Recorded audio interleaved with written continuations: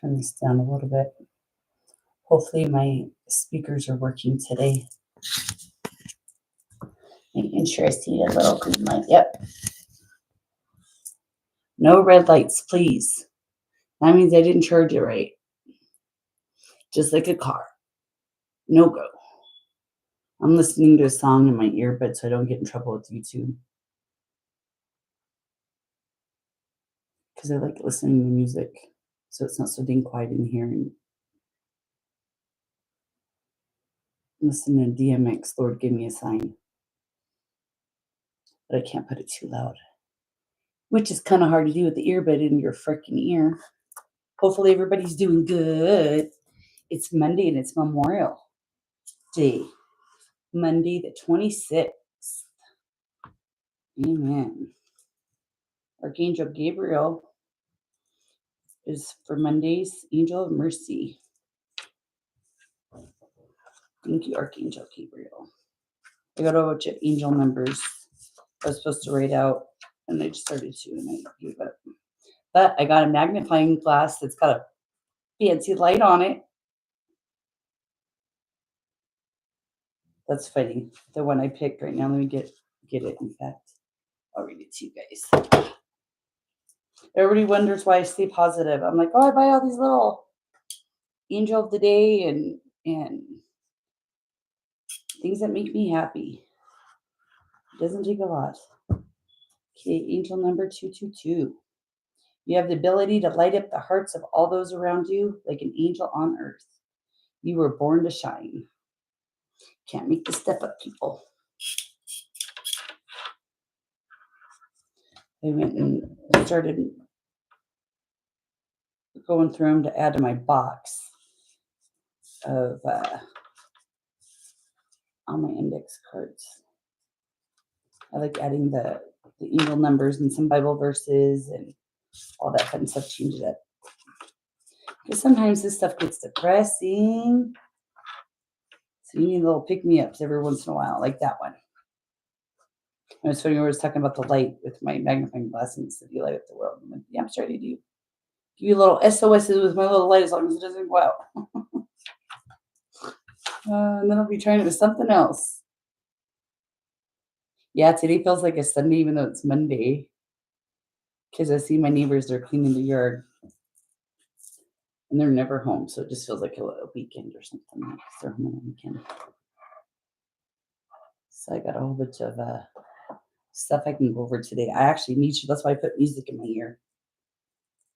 So I'd stay on here a little bit longer and it wasn't so damn quiet. But it's so gorgeous outside. Oh my gosh, you guys. It's windy, but it's nice. Now I was going to go through all my cards and just read them out loud. You guys would laugh if you see all my cards.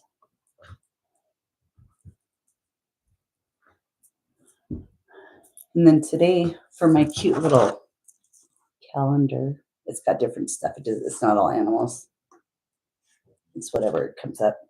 But for today, Monday, the 26th of May, if we say that we have no sin, we deceive ourselves, and the truth is not in us. 1 John chapter 1, verse 18. I better grab my glasses just in case. Because it might be 8 people. Oh, it is an 8. See? I said 18. It wasn't. It was just a 1 John. Yep. But I haven't done it in a couple days. I haven't been in my office. But I like that one for today with the little babies. Hopefully everybody's doing good and barbecuing and eating good food. Getting bellies full. Being grateful. Be grateful for those dirty dishes, damn it. My mom had this little wooden, I don't know if it was a little miniature cutting board or what, but it had the lettering on there and it was in the kitchen. And I remember washing dishes when I was little and reading it. And it was a little poem about being thankful for dirty dishes because that means that you have, uh, food in your belly, food in your fridge, and to be grateful for those dang dirty dishes because it could be a lot worse. But I wish I had a camera back then and take a picture of it because I could get it redone on something to be cute. But it was whenever I was pouting about doing dishes, that's all I'd have to do is think of that and be like, yeah, it could be worse. We couldn't have no dirty dishes. Or be like people that always eat on the paper plates. I'm like, I feel bad for those people. Those are for emergencies and for camping people. Wash your dishes. Not to be mean. I'm not trying to be mean. I'm just saying it's because of the environment. And some people are just being out lazy. So I got to figure out where all these dang cards are coming from. I got them all over, and all I know is I need a whole lot of Jesus today. Every day. Amen.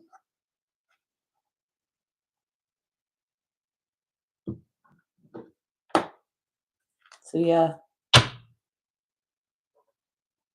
my ancestors and God, and they just want me to come on here and just yik yak about my life, which I did not think was that interesting up until um, maybe a year and a half ago, 2 years ago, but all kinds of stuff's going on now. And it's crazy. Crazy. But yeah, God keeps wanting me to come on here. And I'm very shy. I do not like being on camera. I do not like being on film or taking pictures. I'm more of a like in-person kind of talker. So I feel like I'm talking to myself, which I talk to myself all the time. I talk to God all the time. I talk to Jesus all the time. I talk to my aunts. I just talk to myself all the time, and I get results, but never to an audience where it's a screen. I feel like I'm gonna be a teacher. That reminds me. I was thinking of my kids. They're older now. They're all on their own, but on Amazon. I love Amazon. But no, I was thinking my daughter was into Batman and her husband was into Batman and whatnot and all their characters. And then my son, he was into the Star Wars and all their characters and all their movies and whatnot. And I said to myself, with having grandkids or just little kids around, a certain age, I would never raise them with the Easter Bunny and the Tooth Fairy. And in a perfect world, they wouldn't even know that crap. It would be like, oh no, you don't want to, have Halloween. That's just my perspective, but the way schools are force feeding it down. But anyways, I just thought it'd be cute if they did like a comic or something where the kids learn about the Bible and who the stories in there without it being so something for them to remember. You know what I mean? So I was like, oh, too bad they didn't make comics. And sure enough, they have like the action Bible, heroes and villains with different. I haven't read them yet, but I thought, well, that'd be freaking neat. And sure enough, they have them. And there's one more I did not see when I was checking out that I seen later, and I was like, oh, maybe one day. But it's like full of action, and then there's a study Bible with the different characters of the different books and whatnot. So it was kind of neat. But yeah, I thought it was just the neatest thing. I was like, I have to get them, even if I just read them to myself, just so there's always room for learning, and I learn every day. But I just thought it was more memorable, instead of being on YouTube all the time, listening to different different stuff on the history of the Bible. Because sometimes it just goes wah wah wah wah wah wah with all, and then all the dang freaking commercials into YouTube. But yeah, I just fell in love with these. I had to get them. But yeah, somebody read my mind. Somebody knew what they were talking about, especially for school age kids, especially if they're not going to a private school or getting that influence. If they had these in the library or they had these floating around on book sales and you'd never see, maybe somebody would buy it and they would learn something and it changed their life for the better. Like that's how I look at it. But because it never hurts to learn. And they make up all this false stuff. That's what gets me. They make all these false characters with all these false uh, powers, I guess you call 'em. And it just cracks me up. I'm like, no, if you left all that BS out of our frame and just showed us the Bible and what it is, and it's freaking history, and we smother history because we the government, takes it upon themselves to decipher what's fine for us and what's fine for them, and that's what I mean. There's so much corruption in the United States and across this world. It's sickening and it's saddening, and everybody knows it's going on, and it's like once you see something, you can't unsee anything, unsee it, people. But when it comes to greed and money and clout and all this other stuff, that's why I said Jesus is coming back any day. There's so much crap going on. It's so in our faces. And if you read the Bible, you're like, oh yeah, well back in those days and back in that time and that's how it was. Well, that's how it was. I'm like, no, if you look at my life and if you were to like actually study my life, you could impose my name into the Bible. No lie, no freaking shit.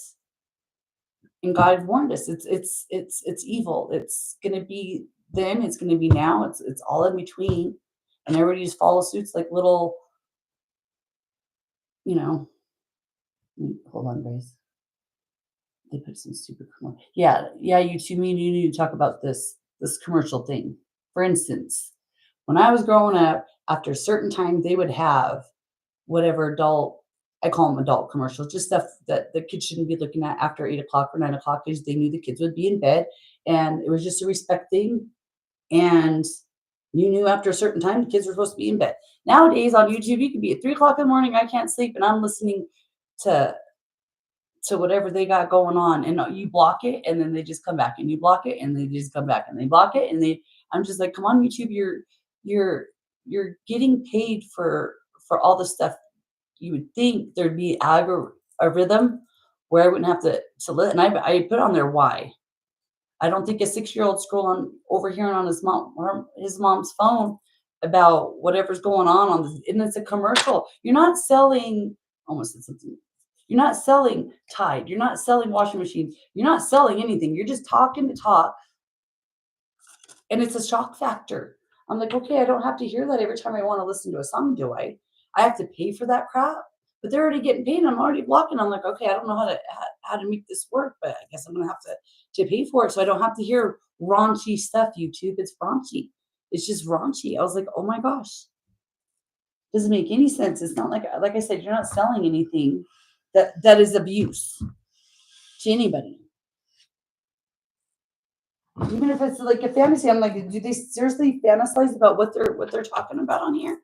And I pray to God every time I hear, I'm like, nope. I pray to God, no kid is listening to this because that's not the norm. That's not how our society works. That's not what we should be proud of. That is nothing that we should be putting out there just for the almighty American dollar. Sorry, guys. My things are breaking. I cut them, and I don't even know if I cut them right. It really irks me. That's why every time I get mad, I go back to if I had it my way, and that's why they have private Christian schools and they have private schools for your kids to go to. But the minute your kid gets in that car, everything that they've learned during the day goes out the window. If somebody next to him is doing whatever, listening to this, I'm just like, you can't hoover over your kid. They got to learn. I mean, I want them to know right from wrong, but I don't want them to have to go to school and say, well, you have to give out Valentine's Day cards and you have to do this and you have to participate because that's what we do. I'm like, not if I don't believe it, and not if I'm raising my son. So again, you don't go into the public system because they're going to tell you it's okay for your Uncle Brian to be Auntie Brenda or Brandy. I'm sorry, I said her name wrong. Um, and that's normal. Yes, they had a family. Yes, they had a career. Yes, they had kids. Yes, yes, yes, yes. But if they want to be a woman, all of a sudden they can cut off their penis. This is over 18 channel. They could cut off their dick to become a chick, and that's what I thought. Oh my gosh, they want to walk around with the way evolution works on Christmas Day with their giving out books like that instead of, praying that Jesus was born. They want to do all this stuff, and I'm like, you can't force feed people all the time, but they do. They do it in the schools.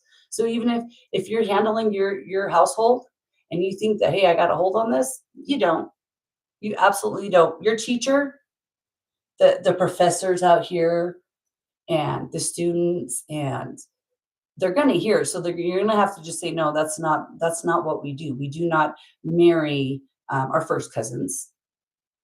We do not marry a gay gentleman because it's going to help us on our living situations with college. Um, it's just like a monetary. Um, there's no love involved. Like I'm like, what happened to you marry for love? You don't marry for money.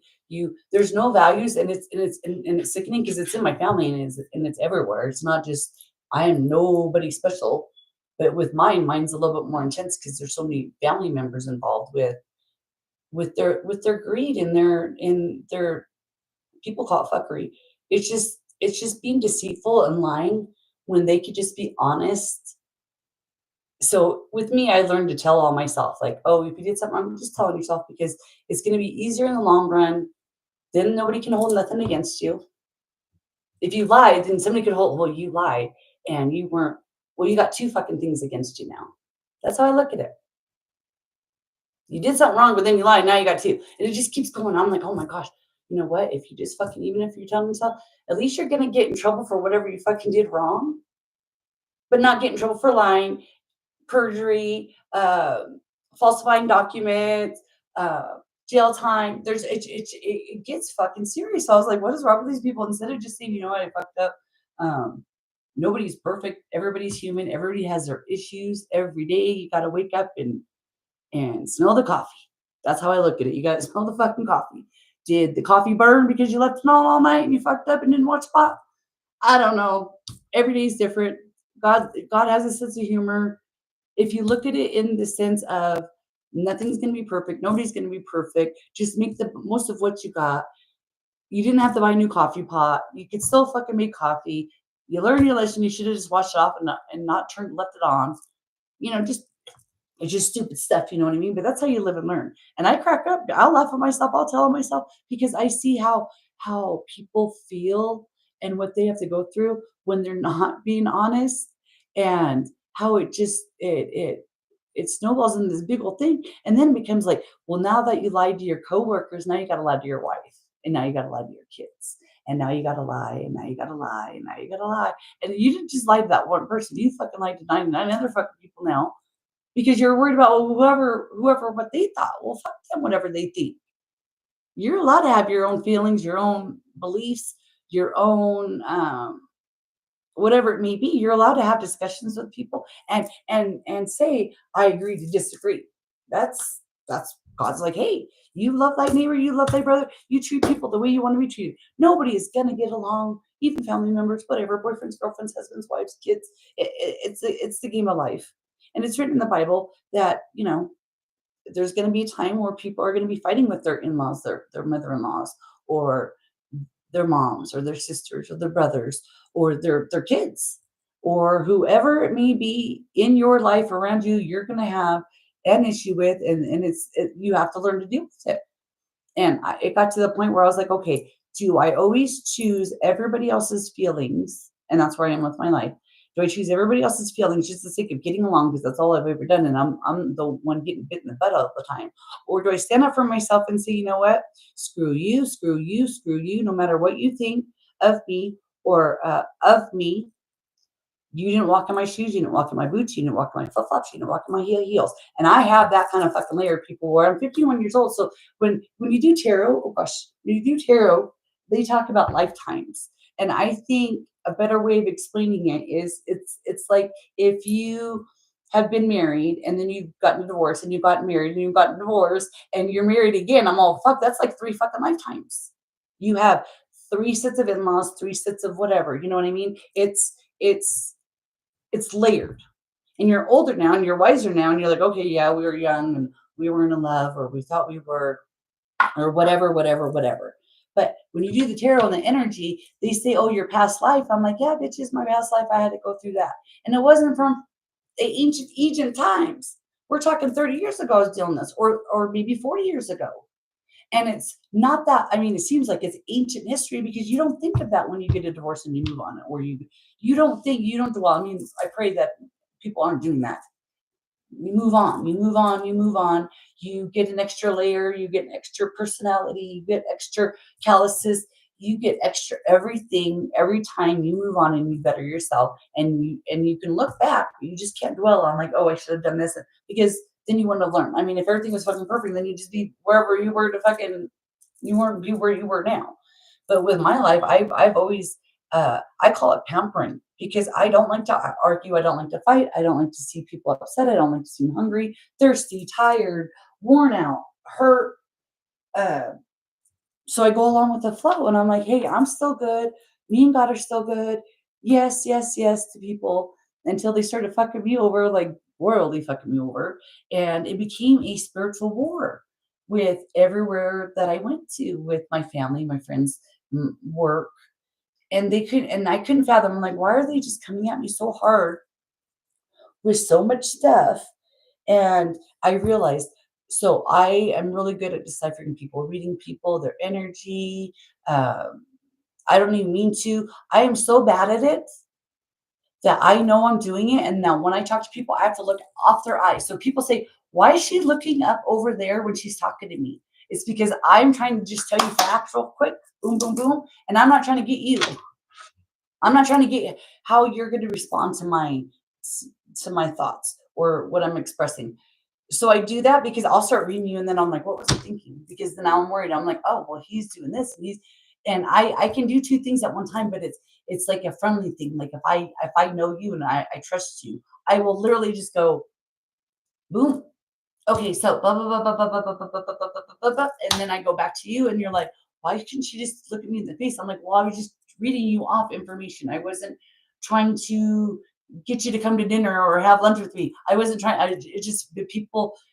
It's people I don't trust. I will watch every little gesture, every little move, every little sniffle, how your voice goes up and down, how you just do whatever. And how I'm really good at people is if I'm stuck with you for a long time, I mean work, coworkers, whatever, you can't help it. It's like you have a new family member. You know when they had to go to the dentist. You know when their kids' graduation was. You know what they like to eat for lunch. You know so much shit when they take a shit. Sorry, excuse me, but you know so more stuff that you need to. But it's because of your environment, and you can work with that, and you can get along with people. But not my family. They like to criticize and they like to nitpick, and it's all about them. And so I choose not to have that negativity around me, and they think I'm being brutal with coming at them with all kinds of falsehoods. It's all kinds of lies. And I'm like, no, I really just wanted to have a life away from you. When I divorced my husband, I told him and he thought I was lying. When I divorce you, I'm divorcing everybody, including my family. Everybody. Like when I said, and I yelled at him, everybody. I will be all by myself because I know I'll be fine by myself. I'm making decisions for myself. I'm not going to lie to myself. I'm not going to harm myself. I'm going to be there for myself. And yeah, this fucking sucks that I have no family members, like I'm orphaned, but it's their choice and they're doing, but their actions against me on so many levels. And they came together to do it. And there's nothing I can do about it. So I go back to God. I'm like, okay, God, I got really depressed. I did this. I've done this. I've done this. You know, I mean, I know he knows, but I now I talk to him as like he's my daddy. So I call him my daddy. Like, yes, I fucked up. Um, I should have asked permission before instead of just doing it and asking for forgiveness. I want to have that instilled in me where that's what I do. I want that to be like the norm. Like my second nature in me is to say, okay, God, before I do anything drastic, before I say anything to anybody, not and it's not even so much give me a sign, it's just give me peace of mind that whatever I say is for the Lord. It's not gonna be for my ego or to hurt people because hurt people, and I don't want to be doing that. That's why I go to him saying, please let me explain it to myself with you first. It's like a practice. Like I'm talking to myself, but I'm not. I'm saying, okay, I feel like this, and this is what I want to say, and then I'll get downloads on my and Miss Linda likes tarot and Astrea 5D, and my family thinks I'm crazy, but it works for me, and it's for entertainment purposes for a lot of other people, but it's worked for me. Get out of some stuff, and people want to say I'm crazy for it, and I'm like, well, if the proof is in the pudding, and I have this and I have that. I'm not going to care what you say anymore. And I don't care if you don't want me to go on YouTube. And I'm not sure if you want me to go on Patreon, which I'm thinking about doing, because then I don't have to worry about, like I said, the music playing. Um, I don't know if my neighbors do something weird with their music. I don't want to be getting in trouble. Or if I say hell damn spit like my sister used to say all the time, too many freaking times. I don't know. But I don't want to have to worry about it. So, and I'll pay for it. I don't even care. Like that's how bad I need to say stuff because I don't talk to. I communicate with people, but they always go back and run their mouths to family members and friends to sound like they're important, like they're in the loop too. And and some of them do it for money. They're actually getting paid to watch me and Hoover and come up with whatever they think I'm doing because they don't know. And whatever I let them, whatever I say is what they know. So, and I'm really good at um, talking to people without really saying anything. We're just going off a whole nother tangent. So we're not on that subject anymore and acting stupid. I kid you not, people like, and I don't mean to do it. I subconsciously do it. And I'm sure other people do it too. But mine's really good because it's gotten me out of some situations where wrong place, wrong time, and and other times I've ignored it. And then I'm like, oh, that's what that thunderstorm and lightning and this was going on and this was going on. And oh my gosh, I prayed and prayed. Oh, well, that was spirit and my ancestors that God saved you. You don't need to go that way. What are you thinking? What are you doing? And here I'm thinking, get me through the storm. What the hell, Lord? And I learned, I was like, oh, well, he was trying to let me know if you go on your own accord. Whatever the outcome is, whatever the consequences is, that's on you. You're a big girl. And people look at me like I'm crazy. I'm like, no, it's a sign.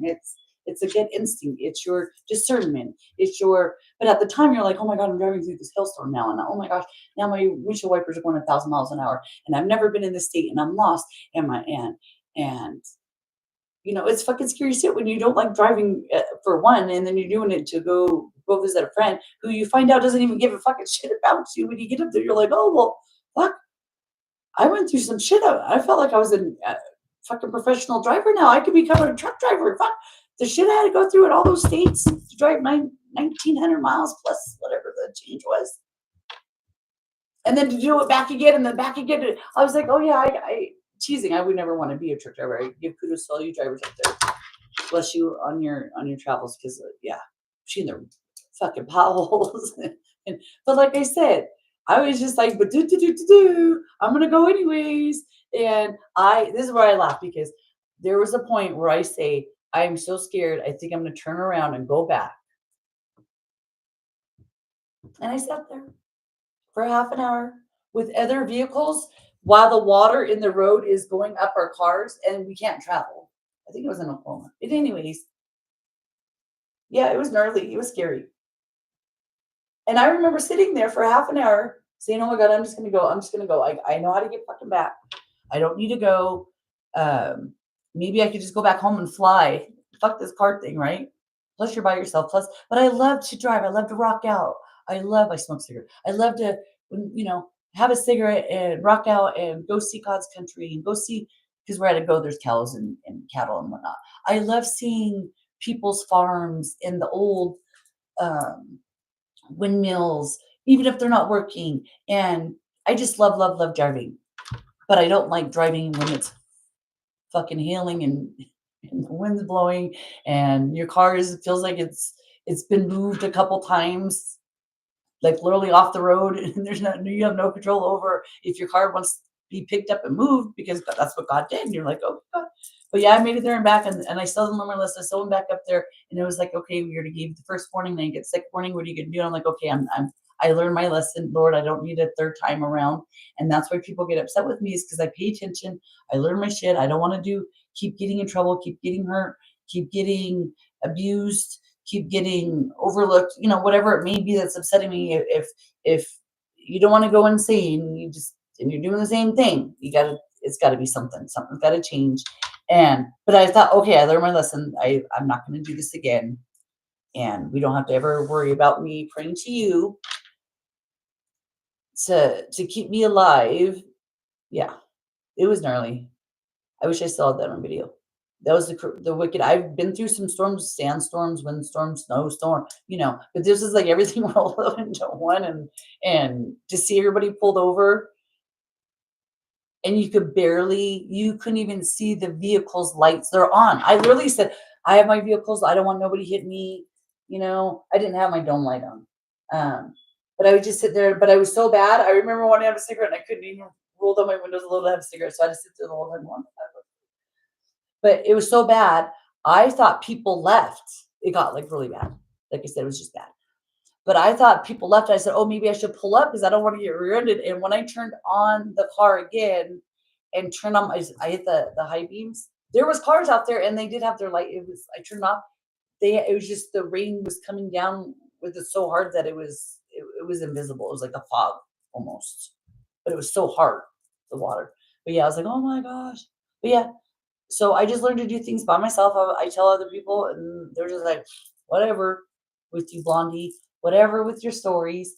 I'm like, no, I've prayed to Jesus, and and I understand that people don't believe in him and they want to come after me for it. I'm like, okay, well, if you want to come after me of all people, over that, and you got to do all this crazy crap to get attention, all this crazy crap to believe in your lies, Tiffany and Mark and Grammy and Carissa and Amanda and Terry, and I can go on and on and on. I'm gonna leave them be. But y'all know who you are. Y'all know what you did. Y'all know what you said. And what's sickening to me is I see stuff coming and I'll say, hey, that's not a good idea. Or, hey, why are they being weird?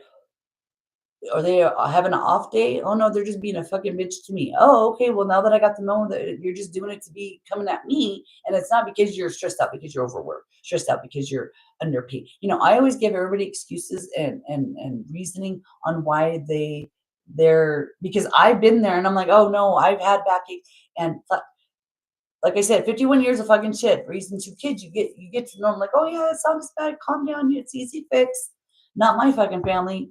They act like it's the end of the world. They act like, so dramatic, getting more the merrier involved because they can't handle their own damn problems. So they gotta to lie and get more people.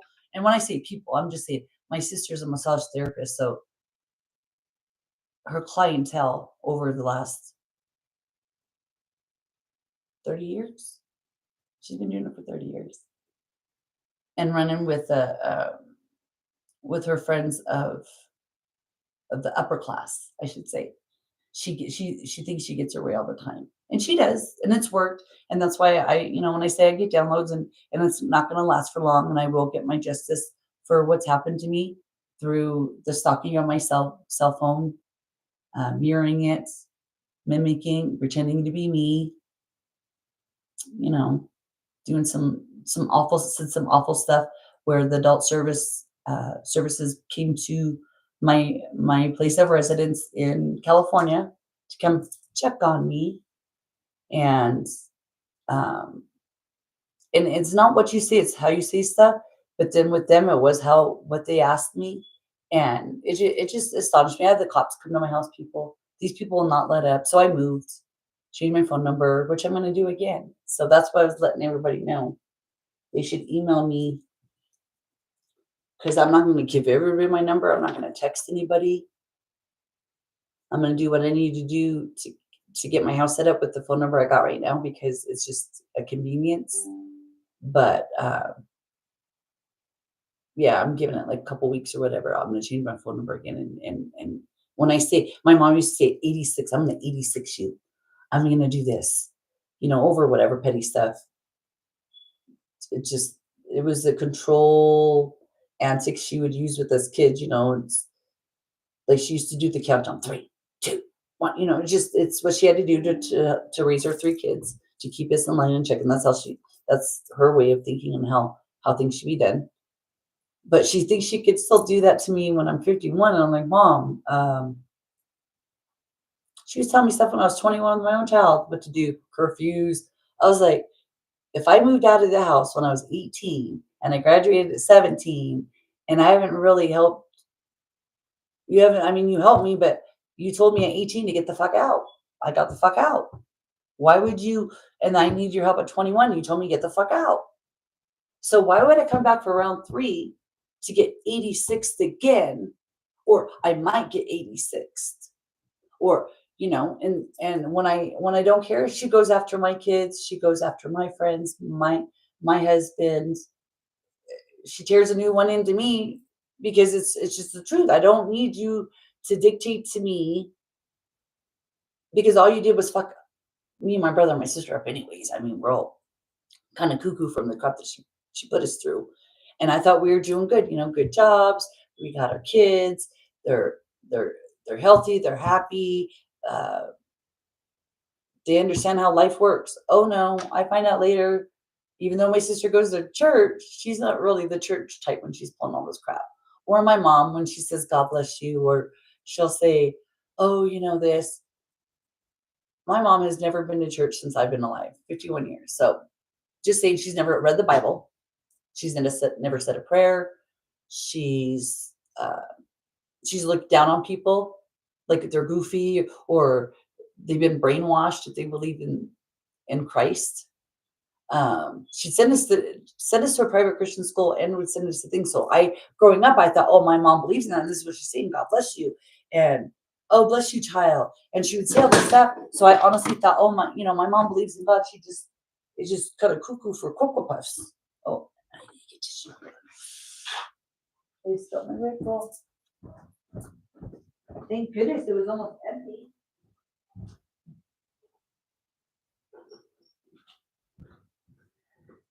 Yeah, so my kids, they started off the same thing. My sister's, she's got her mental issues. Everybody's got mental issues, people. If you've been through some stuff in your life, I thought we were all over it and one big happy family, and there was trust and love and caring conversations. But everything I said, they just twisted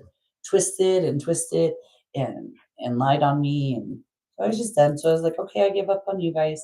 And I thought they would give up on me. But like I said, then my husband stole a bunch of money and took out a life insurance policy and didn't tell me. And all this fooey stuff was going on. And like I said, people, it wasn't just my husband or just my kids, or just my mom or just my sister, it was freaking my old boss. I don't even want to get into that piece. So this has been going on for a long, long time.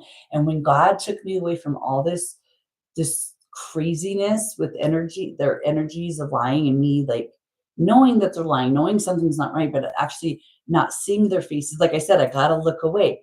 I will read you, and within 5 minutes, I will tell you if you're lying to me, whether you're a fucking waitress at the fucking diner because you ran out of whatever. Instead of just saying we ran out, I'm sorry, I even brought it up to you and got your hopes up that you really wanted fucking fish and chips. I don't know. And we don't have any fish. Instead of making me think I'm going to get it, you could have just nipped it in the bud and said, okay, that's off the menu tonight. We ran out. And then I was like, oh, I didn't get my hopes up. Okay, well, let's move on. What's plan B? Okay, well, we got this then. No, I'm just saying that was an example. But just sit there and let people think, for 20 minutes, half an hour, ooh, I can't wait. Because you do that when you go to eat out. I don't eat out a lot of people. I'm just using that because maybe I want to eat out. But you expect that person to come up to you and be honest, because that's what their job is, or that's where they work, or that's what they're getting paid for, or that's what their services include. I don't know. But not with my family. They'll tell you that, and then they'll go tell somebody else something else, and then they'll go tell somebody else something that. And then when you go to tell them, hey, Mom or Tiff, you guys said this. Well, I never said that. You're crazy. I'm like, okay, well, I didn't know I needed to walk around with a damn cell phone all the fucking time to prove to everybody what that person said at that particular time. And I understand people change their opinions or change their minds. I do it all the time. But to actually get in somebody's face and threaten them I mean, physically threaten them because they're caught in a lie and act berserk. I'm like, oh my gosh, we're civilized people. We're adults here. You're just teaching these people this. And they lie about it. They act like it never happened. But I was like, oh, but if you ever looked at, I'm just going to use my sister for an example. Her record, John and what was his wife's name? Hold on. It's been some years. Juanita, I think her name was. Their daughter up at Calico Ghost Town. Tiffany and her got into it. Tiffany has a record. She had to pay a fine and do community service, and I've never done anything in my life to another human being. I mean, I've smacked my kids and stuff, smacked my ex-husband, smacked, I mean, not smacked, but you know what I mean. And I've never come at anybody. So this is what my mom told, and this is my mentality, people. My mom was wild with this. So she would say, don't come home pregnant. I don't care what you do as long as you don't come home pregnant. Like, for instance, I was smoking at 11 years old. And my mom says, oh, I don't care. The damage is already done. Your dad already let you smoke cigarettes. Not being a good mom saying, oh, you shouldn't be smoking. And no, fuck you. In my house, you are. No, she let me smoke whatever. I'm just saying that as an example. But she just let me do whatever. But she said, once you turn 18, you're on your own. And there's nothing I can do to help you out. Because you're an adult. And you'll have a record and you'll do this. So anything I did fucking stupid, I learned wild oats, including sex people, everything. Do it at 18 because you have help. You're still a minor. There's still hope for you. There's still graduation. There's still whatever it may be that your driver's license. There's still hope. But the minute you turn 18, that's different. And your mom, you already know your mom's going to kick you out of the fucking house anyways. Because she's already mad that you're messing up her welfare checks because you got a job and he's bitching and moaning about, I don't know. Instead of being a good mom saying, oh, you're doing good in life, they gave you more hours, you graduated, you're saving for your prom night, you're saving for this, you're doing good girl, we're proud of you. No, my mom comes at me like irate that her welfare is being cut because I got too many hours on my check or too much money or whatever it was. I don't even know. But I was already graduated. I was like, okay, well, I'm already graduated from high school and I don't even know why you're getting welfare, but whatever. But you're coming at me. I'm buying your dog food. I'm buying your coffee. I'm buying your cigarettes. I'm buying Greg, my stepdad's cigarettes. I would spend at least $50 a week to my mom and her crap that welfare didn't buy, $200 a month, and still like buy food for my little brother and whatever, like if there was something that we didn't have that we were, needing. And I understood that's what you do with the family. That's if you pick up the slack, you do this, you do that. But I wasn't expecting my mom to constantly, like day after day after day after day, acting like she wasn't getting anything out of life. And I'm like for instance, my sister got a car. My mom got a car from her Uncle Charlie, which is not blood related. And my sister bought it off my mom for $600. My sister fixed it up. I mean, everything she had to do to get this little car going because we lived where you had to drive a lot. Got it all tuned in, insured. My mom got mad and took the car back from my sister and says, you can't drive it. I mean, that's how my mom was. So I was just like, oh, well, fuck, in life, your mom and your friends are your fucking enemies. And there's nothing you can do. You just got to buckle up and suck it up, buttercup. And just be mad at her. But for her to continually do that when you're 48, 49 years old and coming at you with fucking hot tea and then going berserk because you're trying to help her clean her room when she's like a fucking hoarder. She's a fucking hoarder. And I loved it. I loved it clean and organized. Like, put some good music on, people. Open up the windows. Yeah, it started with her. She had a fan, like, I don't know, circular fan. The thing was fucking coated. The whole thing was like, I would have bought her a new one, but we live so far away out from Walmart that I was like not even thinking of it. I was like, oh, just clean it. It's like it was never clean. It's been like 15 years old. I don't know. I'm just probably over exaggerating. But it was really bad. And I told my mom, you're complaining about your breathing and you got this and you got this and you got. But if you look around your room and all these dust bunnies and you actually cleaned up, maybe it's your ceiling fan. Maybe it's that fan. Like, you got to help yourself to help yourself. So I came in and she said, let's do this. I was like, oh, well, go mom. Half an hour goes in. I'm like, what about this? What about this? Let's do this. She's like, okay. I sit myself in my sister's foyer. to clean this fan. I get done with the fan. I was all proud of myself. I was like, oh my God, we didn't have to buy a new fan. Right? She has a clean fan. I'm like, hey, and all I said to her is, hey, Mom, don't wait 10 years to clean this again. I would wipe. Oh, and it's real simple. It's like click, click. You take off the face of it. I don't know what you call it. Protector guard. And you kind of wipe it down. And it takes like freaking 2 minutes. Slap the cover back on. Click, click. It's like you never even fucking had it. She went berserk. I mean, slamming shit. She acts like she's going through menopause, but she's 70 years old. And I'm like, Mom, you don't have no respect for your room. You don't, and this is not her room where she rents her room. She lives with my sister. And I'm always like, you should be the first one to offer to do this. Yes, you're the mom. But if you're staying here for years upon years upon years upon years upon years upon years, and all you do is mooch off your kids, and she's saying, Mom, do something with that. You wouldn't think 8 years later that you'd still be fucking in that position, but it's fucking 2 feet higher, and now you got dust bunnies and dog hair, and it's that bad. And you're like, Mom, I just want to help you because I know once you get to that one point, you'll enjoy your new clean space. And she's like, oh, I need that for that. My mom's a hoarder. Like I said, she needs it for everything. So I was like, yeah, but then you grew, and I could look at stuff, people, and say that goes with that. That goes, whether it's colors, whether it's a project, whether it's fucking bedding. I just have a knack of looking what's what and saying, okay, this is what we got. This is what we're doing. And it comes out to whatever. And it ends up being fucking beautiful. Not my mom. She stopped me. Well, I need this. And you don't need, and I'm like, Mom, I'm not trying to look at anything. I'm literally saying, are we keeping this? And she's like, yeah. I said, okay. And I don't need an explanation why she needs it. You don't need it. So I go back and I go over there, and then I say, okay, this is all to keep. I'm like, okay, what are we going to do with all this now, Mom? Because you want to get to that. She's like, just went off on me and like pretty much got me out of her room. I was like, okay, this is how we're doing this. Same thing at Arby's. She wants to throw a freaking at my brother's house. Everywhere she goes, she just, and it's like I moved and I was coming to visit, and the last time I seen her when she came to visit my house, she was fine and dandy. I was like, well, nothing has transpired in between me and you from this last time. No phone calls, no nothing, Mama, nada. So what the fuck? And I was like, oh, she's going batshit crazy. I feel bad for my sister. So then I'm like, oh, my poor sister this. I'm like, oh, my poor sister that. With my poor niece and my poor nephew and my poor brother-in-law. And fuck me and I don't even care about me and my marriage. I'm happy that God had blessed me with enough common sense and enough clues to what my husband was doing, that, and my ancestors think he was good, that I could think for myself. But I didn't know that they were going to tag along and be brutal. And I say brutal, I mean every fucking buddy was being brutal. And that's putting it mildly.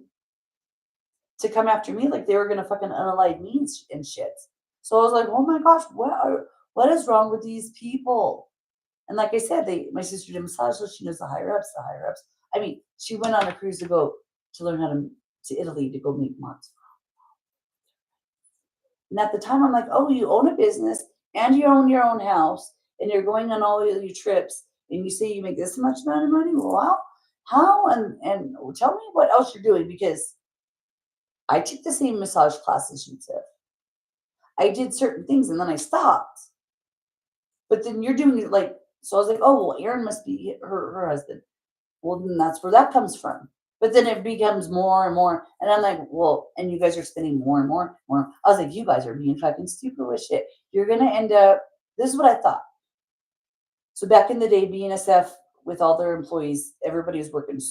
It was like mandatory overtime where you're making, just say it's $90,000 a year. And you're doing this for 5 or 6 years and you get used to making that money. And the job is making you come into work. You have no fucking choice. You're like, damn, I'm only, kid you not, 22 years old and I'm making $90,000 a fucking year, people. You're like, yeah, I'm going to do that for 5 fucking years. Hell yeah. Well, my brother got used to it and all these other people got used to it. And then there was no more overtime. And yet they bought their boats. They bought their jet skis. They bought their little timeshares in Big Bear. they did all their spending, and then they have no money to cover it, and a lot of people commit suicide and harm themselves. I almost died. Like, to hear the stories, you're like, well, they had kids and they had a family, and it couldn't have been that bad. I mean, fucking sell your boat and sell your. They'd rather. There's no lie. They would rather leave that junk, which the wife can't drive that boat. The wife don't fucking like that jet ski. The wife don't like that fucking golf cart. You're gonna leave her that and some extra little money, maybe, if you could figure out how to get it for the life insurance policy, you fucking commit suicide. Then deal with it than having that stuff. Or the thought of not having that stuff. Or the thought of downsizing to the point where maybe we're fucking living on whatever. But then you learn your lesson and you say, well, the next time I get overtime, I'm not going to go over and act like I'm a fucking 14-year-old with this allowance and a fucking carnival. And mommy says, go do whatever you want to do with your fucking. But yeah, instead of, they filed bankruptcy, they committed suicide. It was just so sad. But it was just like a corporation. I was like, wow, a corporation. And it's not their fault. But I mean, to have it because of a corporation, meaning those employees were dealing with that at that time. And I thought, wow, that affects their kids and the community. Now you're affecting the whole fucking community, where I was just like, wow. And I learned at a young age, okay, you can spend, you better save. You never know what God's gonna throw at you. You never know what your family's gonna throw at you. You never know what you're gonna do to your own self. I'm my own worst enemy when it comes to crap sometimes. Because I know my gut instinct, my discernment is fucking like 99% people. But I talk myself out of shit. I'm like, no, because of this, or no, because of them, or no, because. But I'm learning to cut that off, to actually listen and take a deep breath and say, why am I thinking that, and who is that coming from? Is that coming from my ancestors because it's a good idea because they always do this, or is that me thinking that I have a good idea and really it's not? And they're gonna have you think of something better. That was just like the little starter dope. And that's how I think. I'm like, okay, is this just a starter? Or is this the fucking thing that we're left with? This is what this is what I'm looking at. And they're like, oh no, wait. So that's why I have a thing with patience. I'm like, I can't start what I want to start until I know everything that's in front of me. And ancestors and God is like, patience, child. I'm working my magic behind the scenes. I love you. Calm down. You don't have anything to worry about. You're healthy. You're happy. You're vibrant. You're lovable. I gave you fucking the best clouds, the best altitude, some really good damn food, a comfy bed. I have everything. I'm beyond blessed. Like I know it. And I'm like, oh well, I might be moving because I don't need this 3-bedroom 2-bath house by myself. I love having my little office and a little spare room to put empty boxes and just like a junk room. And then my bedroom. But no, I don't need all that. It's just me and my cat. So, but no, you learn to compromise. But I've never compromised with God. I always said, me or my family, me or my work, or me. But it's never been like, hey God, I know you're listening, but and I've been fucking up lately, and I'm not getting the downloads. And I was getting upset, and I was getting mad at God. I was like, God, you're not listening to me. You're not listening to me.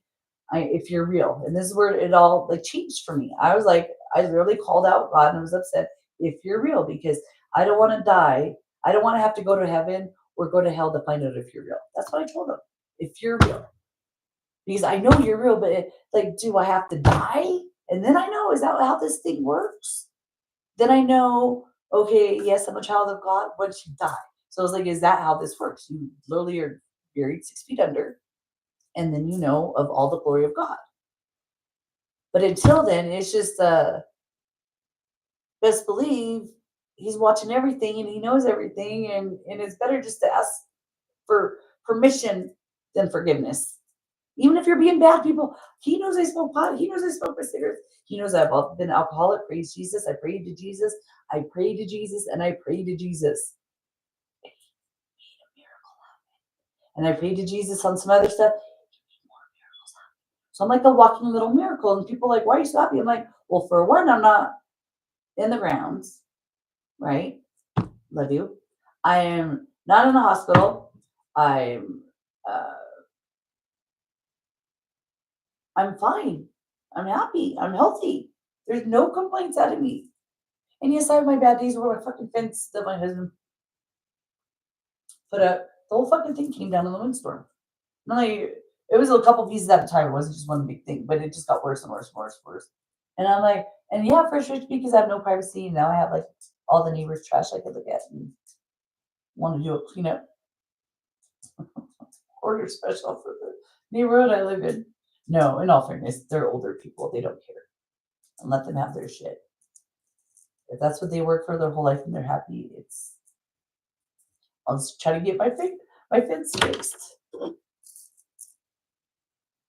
But yeah, these people, my family, when I say these people, and everybody says, well, you do this and you do, I'm like, yeah, because you don't know who Jesus is, people. So if you see a guy that's in rags with the torn up dog and torn up this, and he stinks like he's been in a freaking landfill, I don't know what else, and you know that you would invite him over for dinner, but that doesn't mean that he shouldn't fucking eat. And if he's coming at you and you got some man, my husband, that's how my husband is. The guy would ask for $1. I'd say, okay, do you have $1? My husband like, no, I don't have $1. I'm like, well, what do you have? He's like, $1. I'm just fine. And I felt like he wasn't going to give it. I'm like, well, that's even better. Give it to me. So I give it to this guy. I would get attitude from my husband. I'm like, we have fucking $500 worth of food in our freaking house. This guy's been eating probably fucking 2 days, Mark. And this isn't even enough to cover what he needs to get his belly full. This is just a freaking, just to get him going. And if I had, my husband took all my money. Like, so I never had, I was a lot of money, carry cash. Honey, can I have this? He liked that I asked him. I'm like, oh, whatever. Give me whatever. And I, like I said, I don't like to argue. I'm like, okay, if you want to be the fucking husband of the king of the castle and you want to carry the cash, and I need a fucking $1 and you don't have $1, well, that's bad on fucking you. I'm taking the fucking 5 then because it's not even for me. It's for somebody else. And if they didn't ask, it's not like I'm like, hey, everybody, anybody want a $5 bill? No, this guy needed it. And hell yeah, I'm going to say yes. You're like, and I even told my husband, you're lucky I didn't invite him for dinner, have him come take a shower, go back to Walmart and suit his little butt up to go back out into the weather that we have out here. And I'm like, my God, Mark, you have everything that you need and want, and then some. And this guy's a police, you're never going to see him again. And yet you want to go gambling and spend thousands and thousands and thousands and thousands on fucking stupid shit. And this guy actually just needs something to fucking eat so he can maybe feel like a human being again. And you're going to look at me like I fucking robbed you. And I earned that money, bitch. You're holding my money in that wallet. I am that boss, bitch. I do fucking have money. And you want to act like I got to come to you to fucking ask for it. At first, it was fine and dandy until I quit my job. And then I needed money. And he's like, oh. I was like, oh, well, I didn't know that I now like have a dollar allowance per week. Did you not? My mom and my son is my witness. We went to flea markets and there was this cute little basket. It was $1. And I asked my husband, no lie, this is how it started. How much money do you got on you? You don't know when you go to the swap meet flea market. And he's like, why? I'm like, I don't know. I'm just wondering how much money you have because if there's something I like, I would like to be able to buy it. And if you got cash on you, I need to know. Like, hello, I should have asked you that before we even left the freaking house. But assuming you always got cash, so you're gonna have cash. But I'm just asking you, like, do you have 100? Do you have 20? Am I capped out at 5? What the fuck, dude? The look he would give me, and I say, he's like, oh, I got like 160 or whatever it was. I was like, okay, cool. That's even better. I literally found that basket, and I'm like, hey, I need $1. And he opens up his wallet, and it's like not what he said. So I was like, well, you do have $1 because you just gave me $1 for the basket. And yeah, it wasn't like it was 163 or 165 or 166. And I was just like, why do you got it? So then I was like, okay, that was a first clue. You're lying. I don't really care. I just want to know if I can get that fucking purple basket. Like, that's how bad it was, people. We both worked at the Marine base. Our houses are paid for. Our cars were paid for. We had minimal bills. Like, our bill for a gas bill is $16 a month, people. Like, and he's acting like it's the end of the world. I was just like, okay, something's up with this man. And that, I mean, clue after clue. And God kept giving it to me. And I kept just saying, well, he's like the Scrooge. And he's just like, well, this. And that's who I married. And I can't help him. And that's the way he was raised. And if that's what makes him feel better, that's what makes him feel better.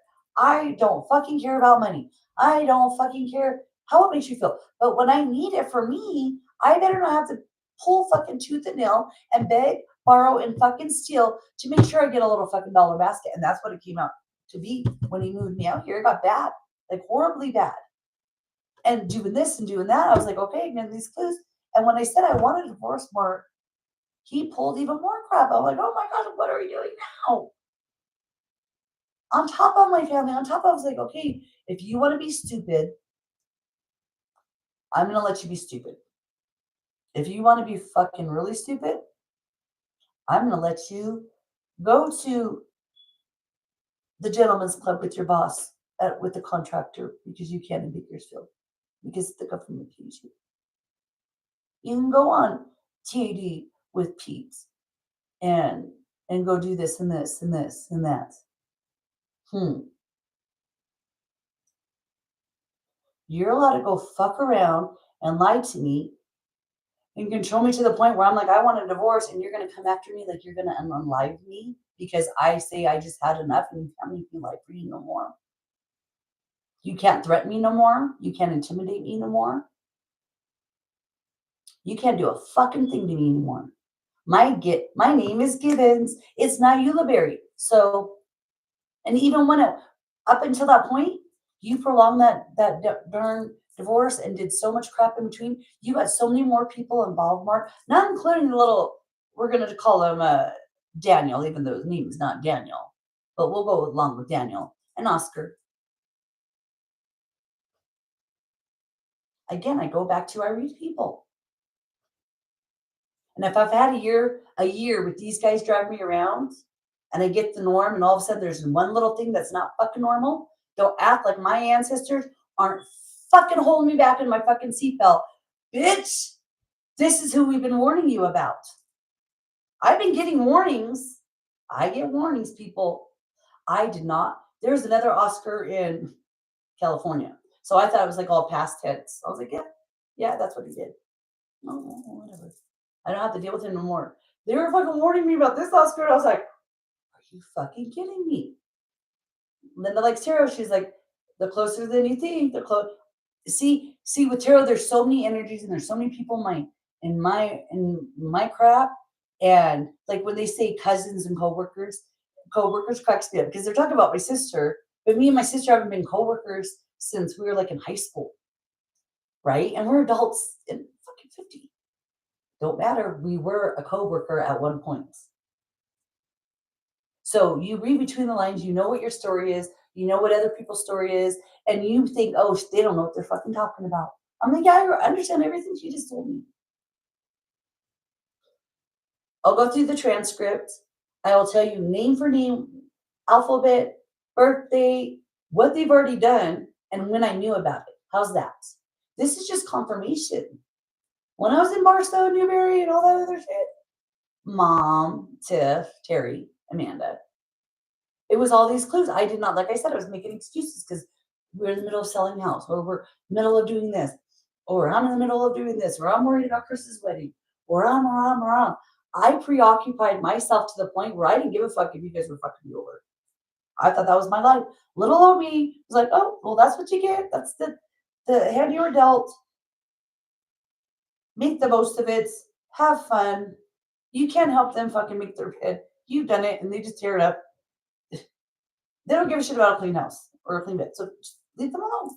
So I just got really good at, okay, you want to make no nonsense with this bullshit coming at me because it's all on you? You could be mad, but I'm not going to let you stomp on me and abuse me physically and mentally. No more, people, because I'm too old for this. Too old for that. And we're not using common sense. We could talk things out. But they like to come out with poisoning me and my little scope thing that I use for my water pick. They do all kinds of, yeah, we'll get to that one day.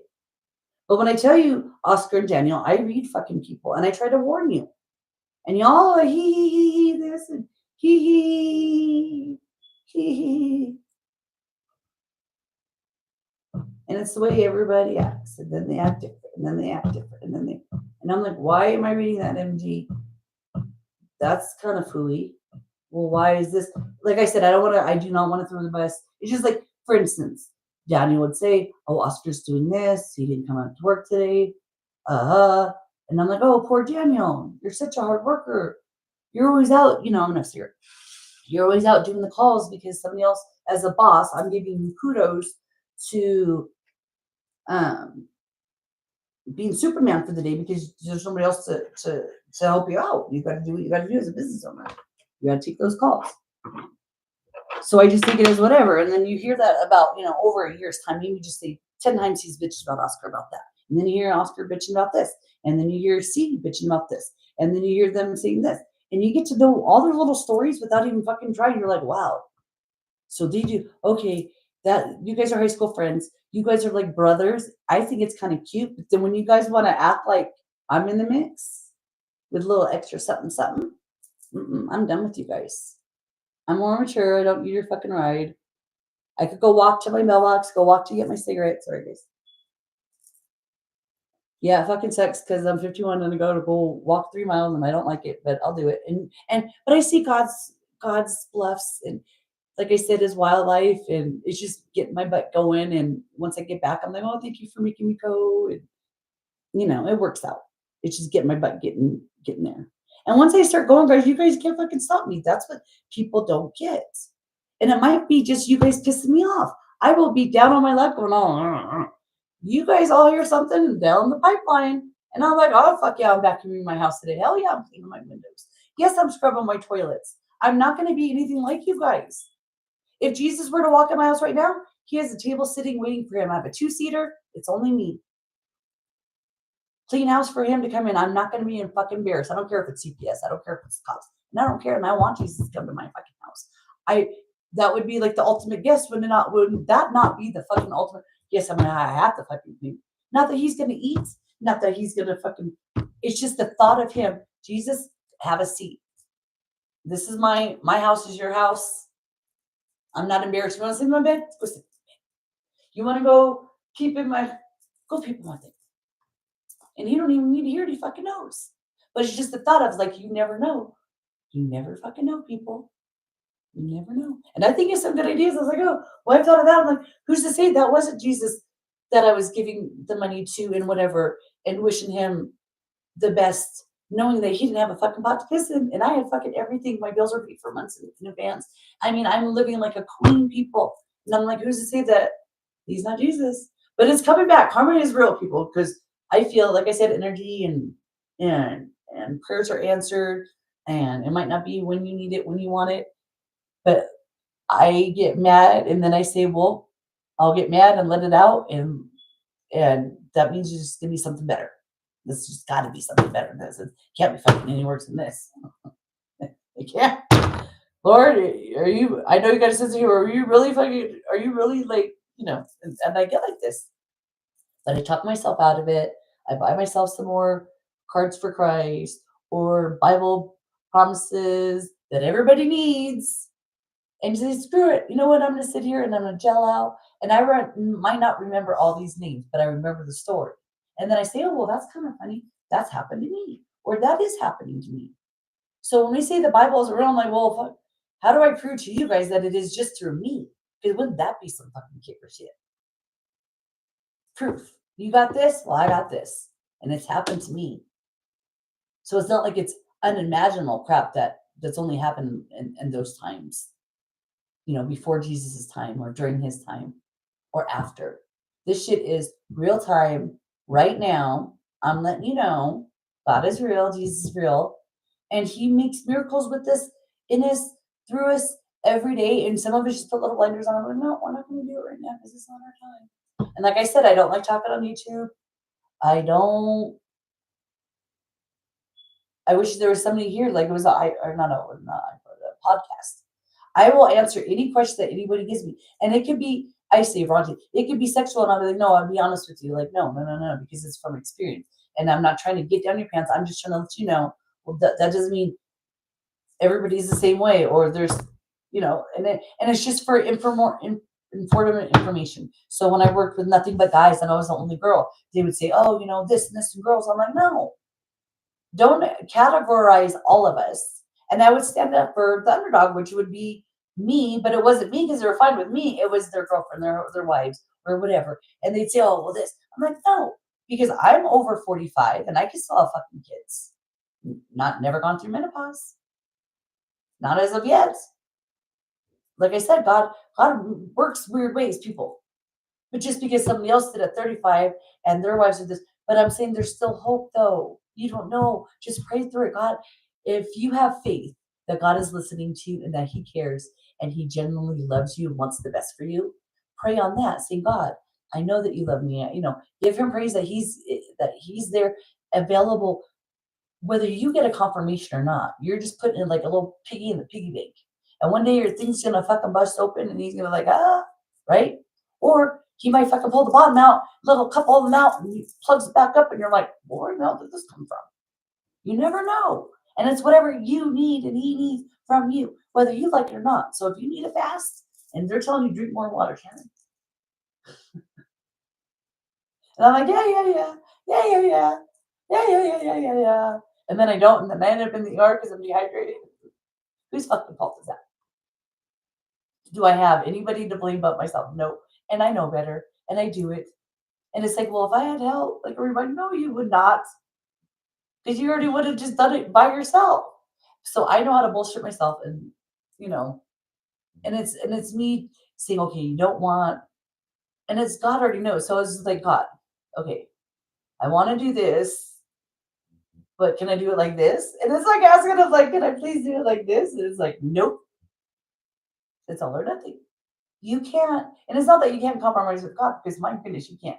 It is, are you going to compromise on you? Are you going to give yourself only half credit? Are you going to give yourself only half kudos? Are you going to give yourself only half of a life?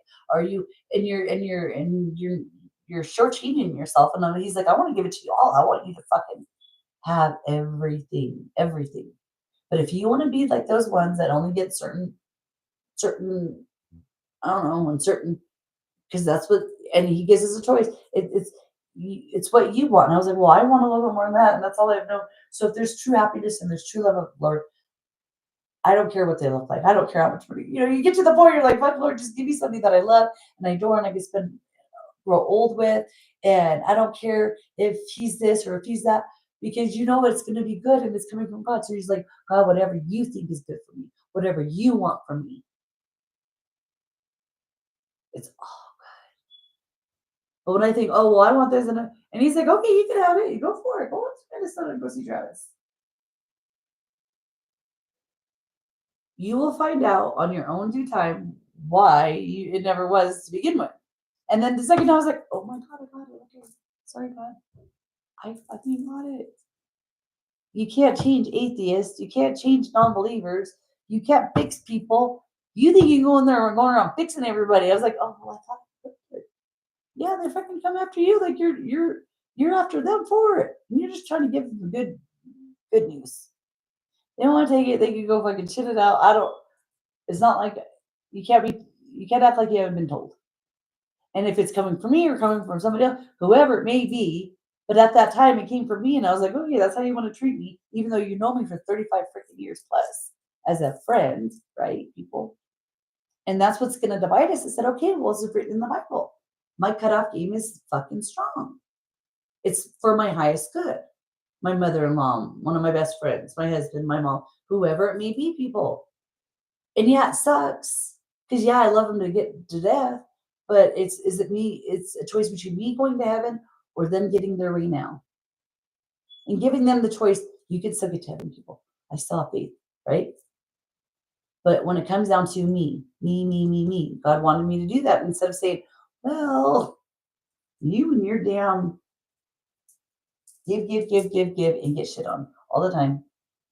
But I thought that was, like I said, I thought in the Bible, I was like, okay, so I was obedient and to my husband, even though he did whatever. I was obedient to my mom. I was obedient to my boss. I was obedient because I was like, God, I got to show them a way. But I wasn't showing them anything. I was just showing them that I was enabling them to keep lying, even though it upset me and it made me give myself migraines or upset stomach or, who's the diarrhea that was the commercial for whatever that Pepto-Bismol is. Yeah. And then that's when he said, I'm gonna pluck you over here. I'm gonna have you sit down and think, is this what you truly want? And I kept on saying yes, because who wouldn't want their family? Who wouldn't want their to be happy and loved and feel secure?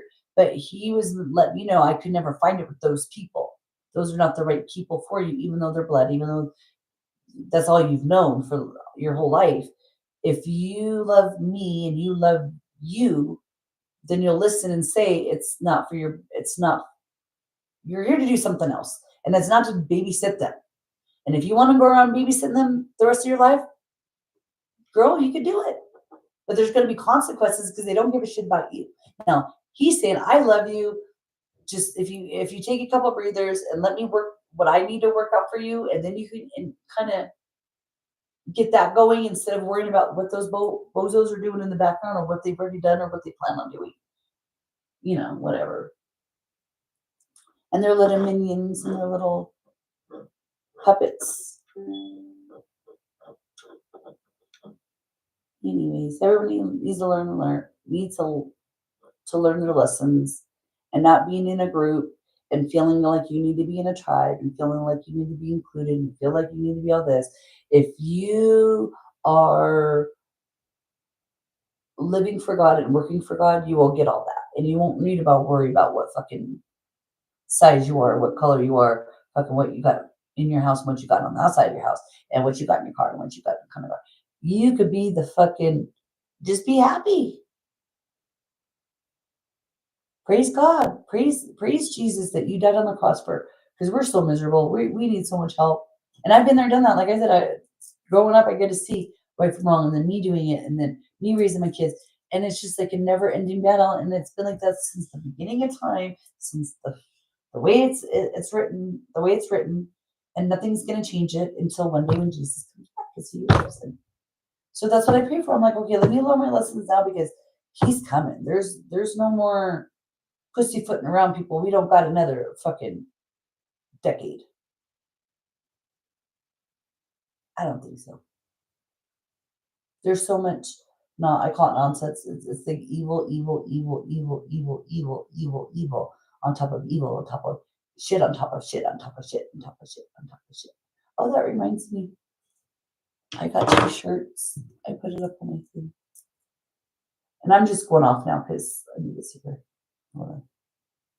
I'm not trying to be mean people. I always tell my kid that. I'm not trying to be mean. It says, there's bullshit everywhere and not a pasture in sight.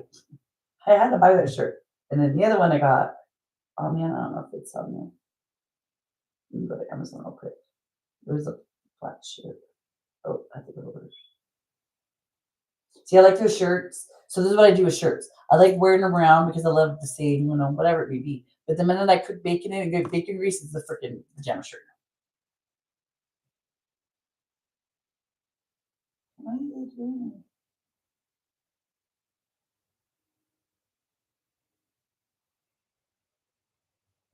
No, Amazon's asking me this. Oh, here we go. It says, sounds like bullshit to me. And the top and bottom lettering in white, and the bullshit is in teal. It's just a cute little bucket. Sounds like bullshit to me. Because that's what I think. People talk to me and I know they're lying, and I'm like, yeah, I know you're lying. And I just say, okay, that's your lie. And I go on, I move on. And I was like, oh, these people are fucking stupid. And God knows they're lying. I know they're lying. They know they're lying. And they think they're going to get away with stuff. And then when they don't, they come at me and I'm like, well, I told you it wasn't a good idea. Or I told you, just, it's common sense. You were raised by wolves and you have a government job, or you're a business owner, or you own multiple businesses. However you'd like to say it. You think you learn customer service right off the top, like how customer service works. And you treat your family like that too. My mom was always sick in her head. She had this element, this element. We learned to bedside manners, as I call them. I don't know, because I'm not a nurse. I don't know if that's correct terminology. For making sure your mom has what she needs so your household will be running, because if she wants to do drugs and she's coming down and she has to go to get back on welfare so we have fucking food stamps and she don't want to do it. You're like, Mom, what do you need? What do you need? What do you need? You need Pepsi? Do you need pot? I'll call my friend Troy Boy over with Mark. We got you covered. Like, that's how bad it was with my mom. We're like, what do you need? What can we do to make sure that you get what we need? Because you're not doing it for us. Never have. I mean, since I was like 10 years old, up until a point. Like I said, she wasn't always like that. My mom was a good mom until I was probably about 8. And it went downhill from there. And then I left her for, my mom, she's just crazy. Like, for instance, I don't know who else's mother out there would do this to their kid. Send them off to go live with their grandma for a year, and it's actually 3 years, but only call them one time the whole time. That's it. She moved, did this, got divorced, did this. For 3 years, I wondered, my mom's never told me. Not my birthday, not Christmas, not Easter. I asked my grandma, did you not? Is my mom alive? Can you imagine going to your grandma saying, is your mom alive? Well, what else? I don't know what else in the world would stop your mother from calling their daughter. I don't even care if it's a fucking bad news. I was already used to bad news. So just tell me the bad news. And that's what I kept saying. My mom has something bad and she just doesn't tell me until 3 years later I show up and it's all bad news. And I'm like, well, I was right. You could have just told me to keep me in the loop that you were fucking still alive, because grandma's like, yeah. And I'm like, well, that don't mean that you are. You could be in jail alive. You could be, you know what I mean? Like, I don't know what she was. I was like, grandma's helping her keep something a secret. I put her on the spot by asking her, why hasn't my mom called me? Like, your dad that hasn't raised you, that you don't know of, he calls you, you don't even want to talk to him. There's a difference. And then you have a mom that you fucking have only known your whole life, and all of a sudden she put you on a plane, and 3 years later, she's like, oh, I've missed you, and fake as fuck, and I'm getting married tomorrow to this other dude, and this is my new life, and this is what we do, and we do coke, and we do this, and we do this, and I'm like, oh, well, that's why you haven't called me. You know, fucking it hurt my feelings, but then I thought, well, that was God's protection, because all I would have been doing the whole time is worrying of such things going on instead of just saying, well, I don't know. So God has a funny way of working with me and let me know and not let me know. And I always thought, why are you trying to confuse me? And it's not that, it's not the right timing. It's not, it's like a heads up. He's given me a precursor to, or a confirmation of what has already transpired. Like, he knows that I know, and then like, oh, well, one of these days you're going to get the karma, or one of these days they're going to realize the error in their ways, or one of these days, and I don't want to be the one that's always fucking harping on them to do better, because it's their life and I can't make them fucking drink the water. I can't make them do whatever. But when you want to come in and come after me and take my family away from me and make me sell my car so I can get propane, and you're not wanting to pay alimony, and you're not wanting to include any of the hundreds of thousands of dollars that I helped earn over, 11 years of our marriage, and I get nada. Well, I got some, but that was like my money that I had saved up that you sold already. So that's why I go with this judge and these attorneys. I'm like, a marriage is a contract, and in that contract, if you're making more contracts with this other, and he's gonna act like, well, it didn't. I'm cheating on you. I'm getting other people involved. I'm lying. I'm going to include you, law enforcement. I'm going to include you, judge. And she hasn't done it. And she's honestly asking you. I just wanted what's fair. He was in charge. He said he put the money here. I would like my money back. It's my money. I have paycheck stubs, LESs. My money in my account is not there. And I'm just wanting that. Fuck everything else that he's trying to lie about. We never even got that far.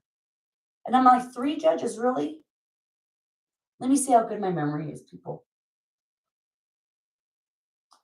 D1113 VM 2023-00125.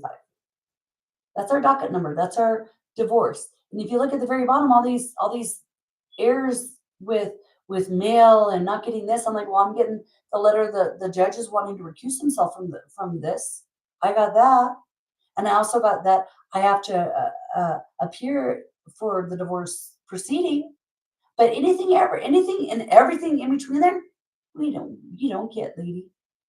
And I'm like, you guys, and I even said the first judge during our Zoom meeting, so I don't know if they can go back and they can transcribe or pull up on CT closed circuit television, however the Zoom meetings work, or if they even have a court reporter typing up the minutes during that proceeding, what they're saying, even though I'm in California and they're here, that's what the whole telecommunications is. You don't have to be present, but they made me be present for the final one, and he didn't have to be, even though I told him no, I want him to show up.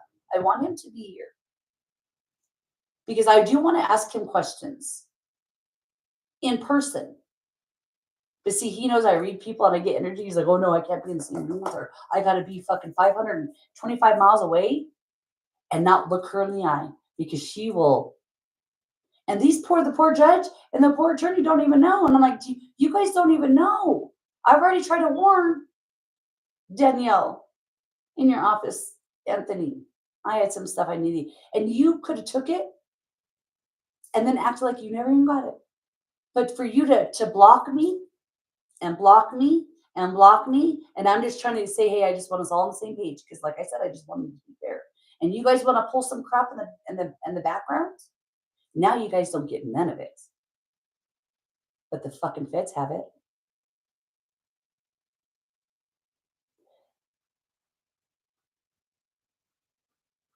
You guys dug yourself a rabbit hole that you cannot get yourself out of. You started with a little hole and you built yourself a fucking crater because you had all the help. You had fucking bulldozers coming in with that shit. You want to be an authoritative figure, official, government official, whether it's county, whether it's state, you have a fucking license to do a job and you take an oath. And when you don't want to do that, and you want to come out to innocent people, and that said innocent person has backup. And when I say backup, I was talking about the paperwork. And you guys did that to me.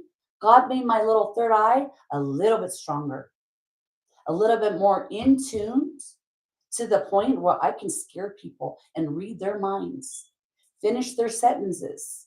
And I don't even know who you are. Don't know why I have to do that.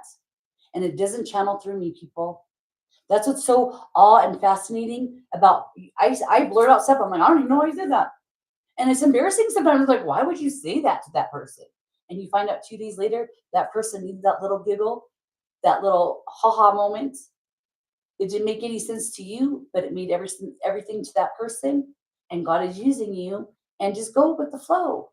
You'll learn stuff. You'll learn to get addicted to making people happy with being goofy, but you're not trying to be goofy. You're being dead fucking serious. I'm like, I am being dead serious. Why is this person? No, that person needed me to be dead serious for them to know that I wasn't just talking out my ass. I was being dead serious. So God uses me and channels through me. And I say, God, people, my husband mocked and mocked and mocked, and Travis mocked, and Brandy, aka Brian, or whoever, Mary mocked. Mary, Mary. My mom, my sister, my brother. Oh yeah, they'll make my nephew sit down and say grace for dinner. And I was like, oh my gosh, my brother is doing so wonderful. Like, I didn't even do that with my kids. And he's the youngest, and he's learned from me and my sister on what to do and what not to do. Him and his wife are just like the cutest things ever. And they work so hard. And I'm dead serious. I was in awe of these people. I was like, wow, like my kids could be fuck ups. My sister could be like that's what I'm thinking.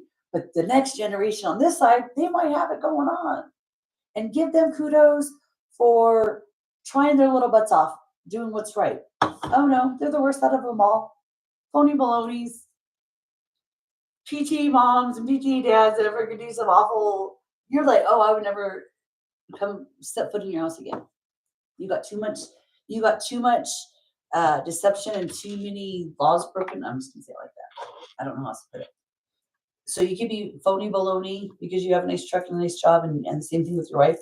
But I know how you raise your kids, meaning I know what you do to your kids. That's yeah. Amanda, you want to come at me with some shit? We'll see, girl. But that's what I mean. They think they're gonna do something. I remember one thing. I don't know why God says okay, or my ancestors, or the Holy Spirit, or Jesus. I don't know. I get downloads, and it's like, why did you think of that back then? Why did it bug you? And it could be 5 years freaking later, people. It will not stop until I think why, and I figure out it's like a little clue. And it's like, well, why did you make me think of that over and over again? That doesn't make any sense to me. 5 years later, boy, it's a clue on helping you keep staying alive. When Miss Linda in tarot says, don't eat the spaghetti and don't do the food and water or food and drink. And I'm like, oh, I got this, bitch. I'm like on this. And they put it in my scope. I'm like, I still got the warning, but it wasn't fucking exact. Could you be a little bit more fucking exact on what they're using or what they're doing? You guys are like iffy. And God's like, no, you got to use your discernment. We warned you. But they're a little sneaky, so now you got to be sneakier. See? And then they want to be sneaky. Oh, now you got to be sneakier. You got to keep stepping it up because that's what they're doing. I'm like, oh, well, this isn't a one-time thing. Oh, my goodness, people. They are actually going to go with the court system and act like I'm crazy. Go ahead. And this is what's funny. Go ahead and do whatever you think you need to do for a psych evaluation or hook me up to some machines, test my IQ. I'm curious. Dead serious.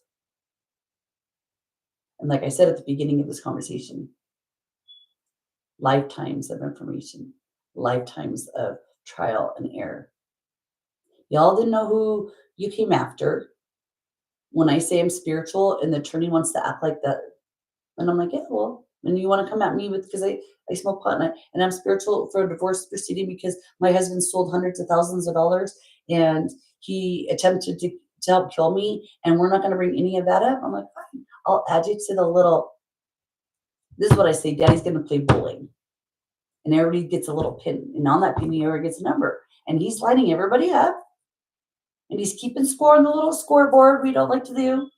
What we got to do, we got to keep score, and we're all getting fucking lined up, and he's going to go bowling one day, and his bowling ball isn't going to be fucking, it's going to crash. It's going to fucking tear some shit up. And I'm like, I don't want to be on the scoreboard. I don't want to be on that pin. If they're doing some fuckery, please lead me away. And I say this, I don't care if it's in my dreams. I don't care if my dreams are make me have weird fantasies. I'm like, okay, that's not me. That's not what I want. And I rebuke it in Jesus' name. That's not some wild fantasy that I would even think of. Why is my brain playing tricks on me with this crap and making me embarrassed? I'm like, I'm embarrassed with my own damn dreams sometimes. I'm like, please don't tell me that's my future. But it's like, no, God's like, ha, aren't you kind of glad though? Aren't you kind of glad though? Aren't you kind of glad though? Because it could have been worse. And that's what I was like, oh, that dream was just, it could have been worse. He saved me just in this time. Got my butt out of some shit just in the nick of time. Oh my gosh, thank you, Jesus. Thank you, Jesus. Thank you, Jesus. I love you, Jesus. Thank you, Jesus. Thank you, Jesus. Thank you, Jesus. And people think I'm crazy. I'm like, okay, well, one day I'll have the proof and see my husband messed up. He scientifically God isn't real. And God knows where my heart lies. And he knows, well, yeah, there is no sight. And like I said, do I have to die to shut these fuckers up? Do I have to die to spread your word because I know you're real? But there's no way of me proving it because all these guys are coming. I mean, like groups and groups and groups of people. I'm like, I'm not that special. Why can't I explain myself? Why can't I articulate my words the way I want to? And my throat chakra. And it's like, because they're so bad. I'm like, okay, well, I don't like talking bad about people. I don't like, snitches get stitches, like, nope, nope, nope. And I'm like, well, this is for my fucking life, though. This is for me to stay alive. So fuck you. I don't care what you think you need in your life. I'm telling you that I'm standing up to the fucking plate. I'm up to fucking bat. I don't care if it's fucking bases are loaded or not. I don't care if I fucking make a home run. I don't care what the fuck happens with it. I just know I got up to fucking and I got it back. If I strike out, I fucking strike out. But I know what it feels to walk up to that plate and hold that fucking bat and be a team player, hoping that I get to that fucking point. But if I don't and I just get that, I'm grateful for that. Fuck, you want to load up the bases and let me be a grand slam fucking player and this and this and this and most valuable player. You do that, Jesus. I don't like the attention. And that's what they're starting to do with me. And I'm like, well, I was just teasing. I like to be hidden. I want to be a team player in the shadows, helping without the attention, without the pressure of people looking at me like, wait, there you go with the God thing again. And there you go. I'm like, well, when you want to talk about your best friend or the people that you love, do you not talk about your husband every day? Do you not talk about your kids every day? Do you not talk about your dog every day? Do you not talk about the things that you love every day? I don't care if it's fucking food. You talk about food every day, what you're going to eat at least one time a fucking week. That's something that you love, that you need. That's how I look at it. It's food. It's my food. It's for me. It might not be for you. You might not be. That might not suit you, but at least you know where I'm standing. And if you want to come fuck with me, bring it on. Underestimate me. Do it. I dare you. Look at me like, oh, she's just batshit crazy. Look at me like you're gonna pull something on me. Look at me like you want to pull something on me, and I'll make you feel like you're this fucking big. And I guarantee you'll never forget me, and I guarantee that you'll never try to do that to another fucking person. That's why God put me here, is a little fucking precursor to karma, or this is your karma for doing that to a certain person. Like when I say I would never do that to a homeless person, because I don't know if that's justice. And you guys are coming at me. I'm like, well, who the fuck do you think you are? And God's like, yeah, tell them, because that's where you're fucking standing, and that's where you need to stand, bitch. Tell them, who do you fucking think you're talking to? Who do you think you fucked with? Who the fuck do you think you are? And I go back to shit. I was just a little worried about them, but fuck, if they ain't worried about me and they want me 6 feet under and they've plotted and done this and this and helped. So Pete, I go back to Mark might have told you everything, but I know what you're up to, and 2 wrongs don't make a fucking right. And you want to come back at me because, like I said, people tell me things, and that's what I work for. And you want to come back 5, 6, 8 years, whatever it may be, and act like you didn't fucking say that, and act like you're fucking stupid, and act like I'm the crazy fucking bitch. Guess what happens? That craziness gets flipped 5 years later, 4 years later, 5 decades later, Pete. And it doesn't come from me. It comes from the divine. It comes from my ancestors. And it doesn't normally hit just you. It hits your fucking family and your grandkids. Like, you guys done fucked up with the wrong person to the extent I feel bad. And that's why I don't like to get upset and I don't like to say anything, because I feel like if I do, I'm going to make it worse.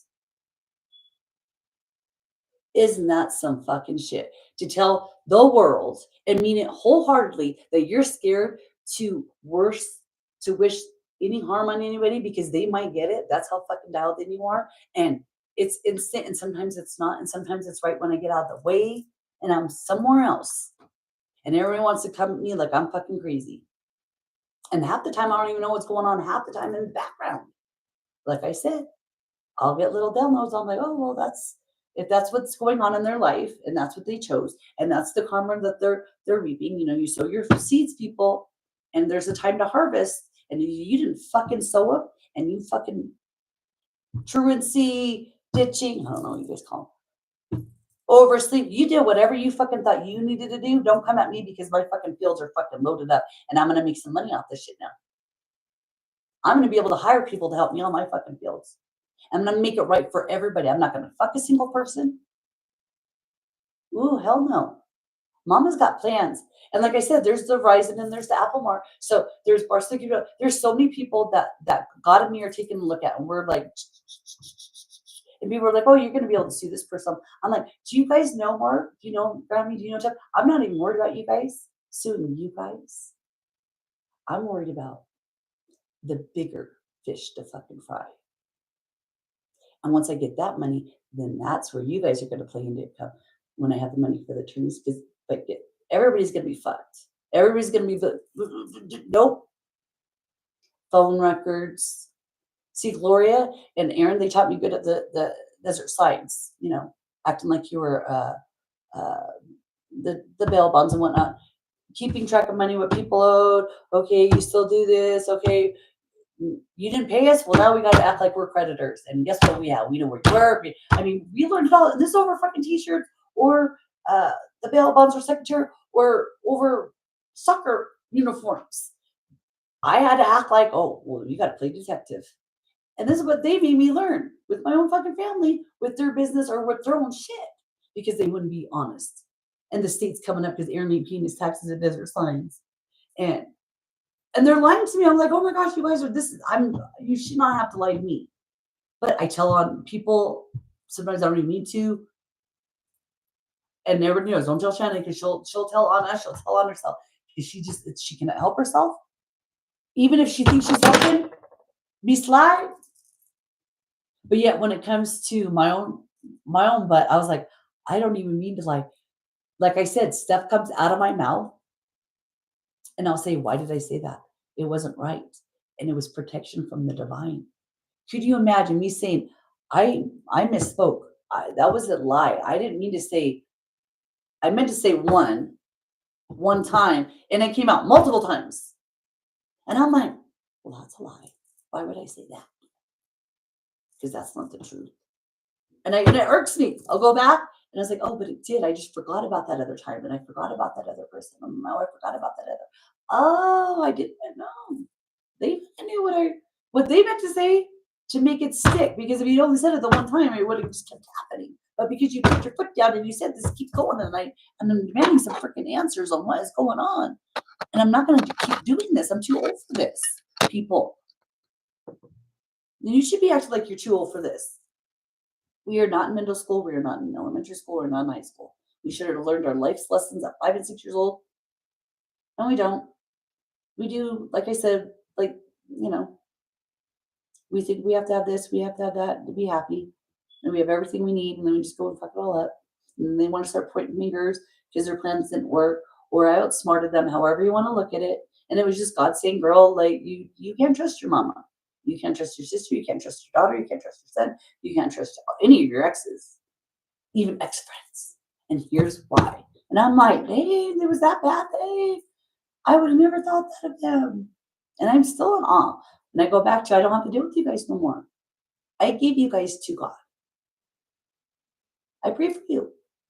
You didn't know what you were getting yourself into. You didn't know. Well, now we're all going to learn. But guaranteed they're using me to teach you, but we're all together teaching other fucking people what not to do. And that's why they're doing this. And hell yeah, I'm on board. If you got to use me as a scapegoat or however you want to fucking lay it out to make these people listen, but then other people listen, yes, I will be that person. I will stand up and take their fucking shit. And it ain't going to affect me because I've had 51 years of the same fucking shit, different timelines, different people, same fucking shit, different day. So you come at me with whatever you think you got at me, and it could be 2 on 3. Nobody ever goes one-on-one on me. It could be fucking 10 people. I don't care. I will say, okay, this is the fucking instigator. This is the fucking whatever. This is why. It's because I know too much. But you guys come at me with some shit like I'm fucking stupid. I'm like, just because I don't tell you I know your secret recipe doesn't mean I don't know it. Just because I don't try out your secret recipe doesn't mean that I don't know where you fucking keep it. It's just I don't fucking want it. It's yours. But when you want to come at me, if I ever fucking, well, no, bitch. That means it was backup plan B. God wanted me to keep it somewhere in my memory bank somewhere for someday, and come to find out it was for 35 fucking years later. I was going to need it, and it's the darndest thing. Memory plays tricks on you, but it helps you out, and so you're like, wow. That's why I got the hair standing up. Oh, that's why that guy made my stomach kind of woozy. Or that's why they said it like that. Oh, it is because somebody other guy that's 6 degrees of separation. This is funny, people. You pay attention to what everybody says. Do not exclude what anybody says because you might not know somehow they're intertwined and yet they are, and then you find out and you're like, oh, well, that's not what. Oh, well, then we got your number. We know you're a fucking liar and you're a fucking liar, and you guys can't keep your story straight. And you didn't know that this person was going to come talk to me or look at me funny or say the darndest thing that irked me. And I pray, hey, how should I handle this? Because I really want to go off on people. Like, don't be fucking stupid and don't come at me with your crap. I'm smarter than you give me credit for. But I got to keep my mouth shut and act like I don't know. Change the subject. Look at the birds. Birdie. Look at the cloud. Act like you're hungry. Act like you got to pee. Act like you forgot some shit in the oven. You just all of a sudden change the subject because you don't know why and you don't want to fuel the fire. You don't want to get them upset. You don't want to know that you're thinking of them or reading their mind. So I just go with the flow. I was like, damn, that was some intense shit. And all I did was go to the store to get me some cigarettes and come back. But little did I know, Like I said, yeah, the government, our federal government needs to give these tarot card readers, especially when it comes to my circumstance. I don't know about anybody else's because I don't go in anybody else's business. How accurate they truly are, because I could give you, it's where you guys could put up a video and I could literally say that pertains to my brother-in-law, that pertains to um, my ex-husband, or that pertains to my son, or that pertains to this person, or a relative of that person that does this, and that's how that person is related, or that's how that person is the 6 degrees of separation. There's always 6 degrees of freaking separation of why you know that person, or how you're that person's being in your life. I don't care if they're being introduced, a friend of a friend of a friend of a friend, and they say whatever and you say whatever, and 5 years later you say, well, hey, whatever happened to, I'm gonna say Joshua, whatever happened to that guy Joshua that you took out to pizza with us, whatever. And they're like, oh, I don't know no Joshua. And then they start acting weird, and they start, and you know they're lying. You're like, yeah, you know Joshua, yeah, you remember that. Well, they must have did something to you, but I don't want to pry. It's none of my fucking business. But you don't have to lie. You could just say, yeah, fuck that person. Fuck that person. No. I'm not the type of person to say, well, like my sister would be, why fuck that person? Why? Tell me. Because she has to know. Yeah. So she's fucked some people up. I feel bad. Like I didn't get it. Like I said, I don't get stuff, and then when I get it, I'm like, oh, that's why. Oh, okay. And it's just for my own protection. I'm gonna use two people as examples because that's who just popped in my head. Don't ask me. There's multiple examples. Um, I'm gonna say Rich Ross. So he's going through stuff with Stephanie. She has to be the mentor and the psychologist and the friend with all the right answers on how to deal with stuff. And then here comes Scott O'Brien. Same thing. You're going through a divorce. Let me be that friend that you can come to and turn to. And she just fucks with people's minds. She just wants to know everything about you. She wants to know, and she wants to know how she can change stuff to her benefit. Oh, she didn't get her way with you, Rich, so she went to Aaron. Oh, she's with Aaron, and then she wants to go be with Scott because he's. Oh, well, that was just the thing. No, that was. See, she's allowed to do whatever she wants to do. And when I notice that, and I say, "Hey," and I don't think that she's actually doing that. I'm just thinking that's what it looks like to me because I don't want somebody else coming at my sister. I love her, right? Like, hey, this is what it looks like. And she says, oh, well, yeah. No, I'm just saying, you get involved in other people's shit. You are not their fucking, they did not pay you to be their counselor. They don't need you to be involved in their shit. You're involved in my shit, and every single fucking relationship I've ever had, you've been the person that helped split us up. Why would I let you keep going around to all these friends of friends of friends or family of friends and act like you run the fucking town and act like you know from experience what you're talking about, and you don't. And then they go around, well, I'm like, well, yeah, because she lied to you and you still believe her lies. Think for your fucking self. Think for your fucking self. Do not go to her. She's gonna fuck you up. And that's what I learned. And everybody's like, well, no, because I will say, I don't care about your opinion, Tiff. I don't care who your friends are, or what business they own, or what you do, or what you know, or who you know. I really don't fucking care. Because all you do is hurt people.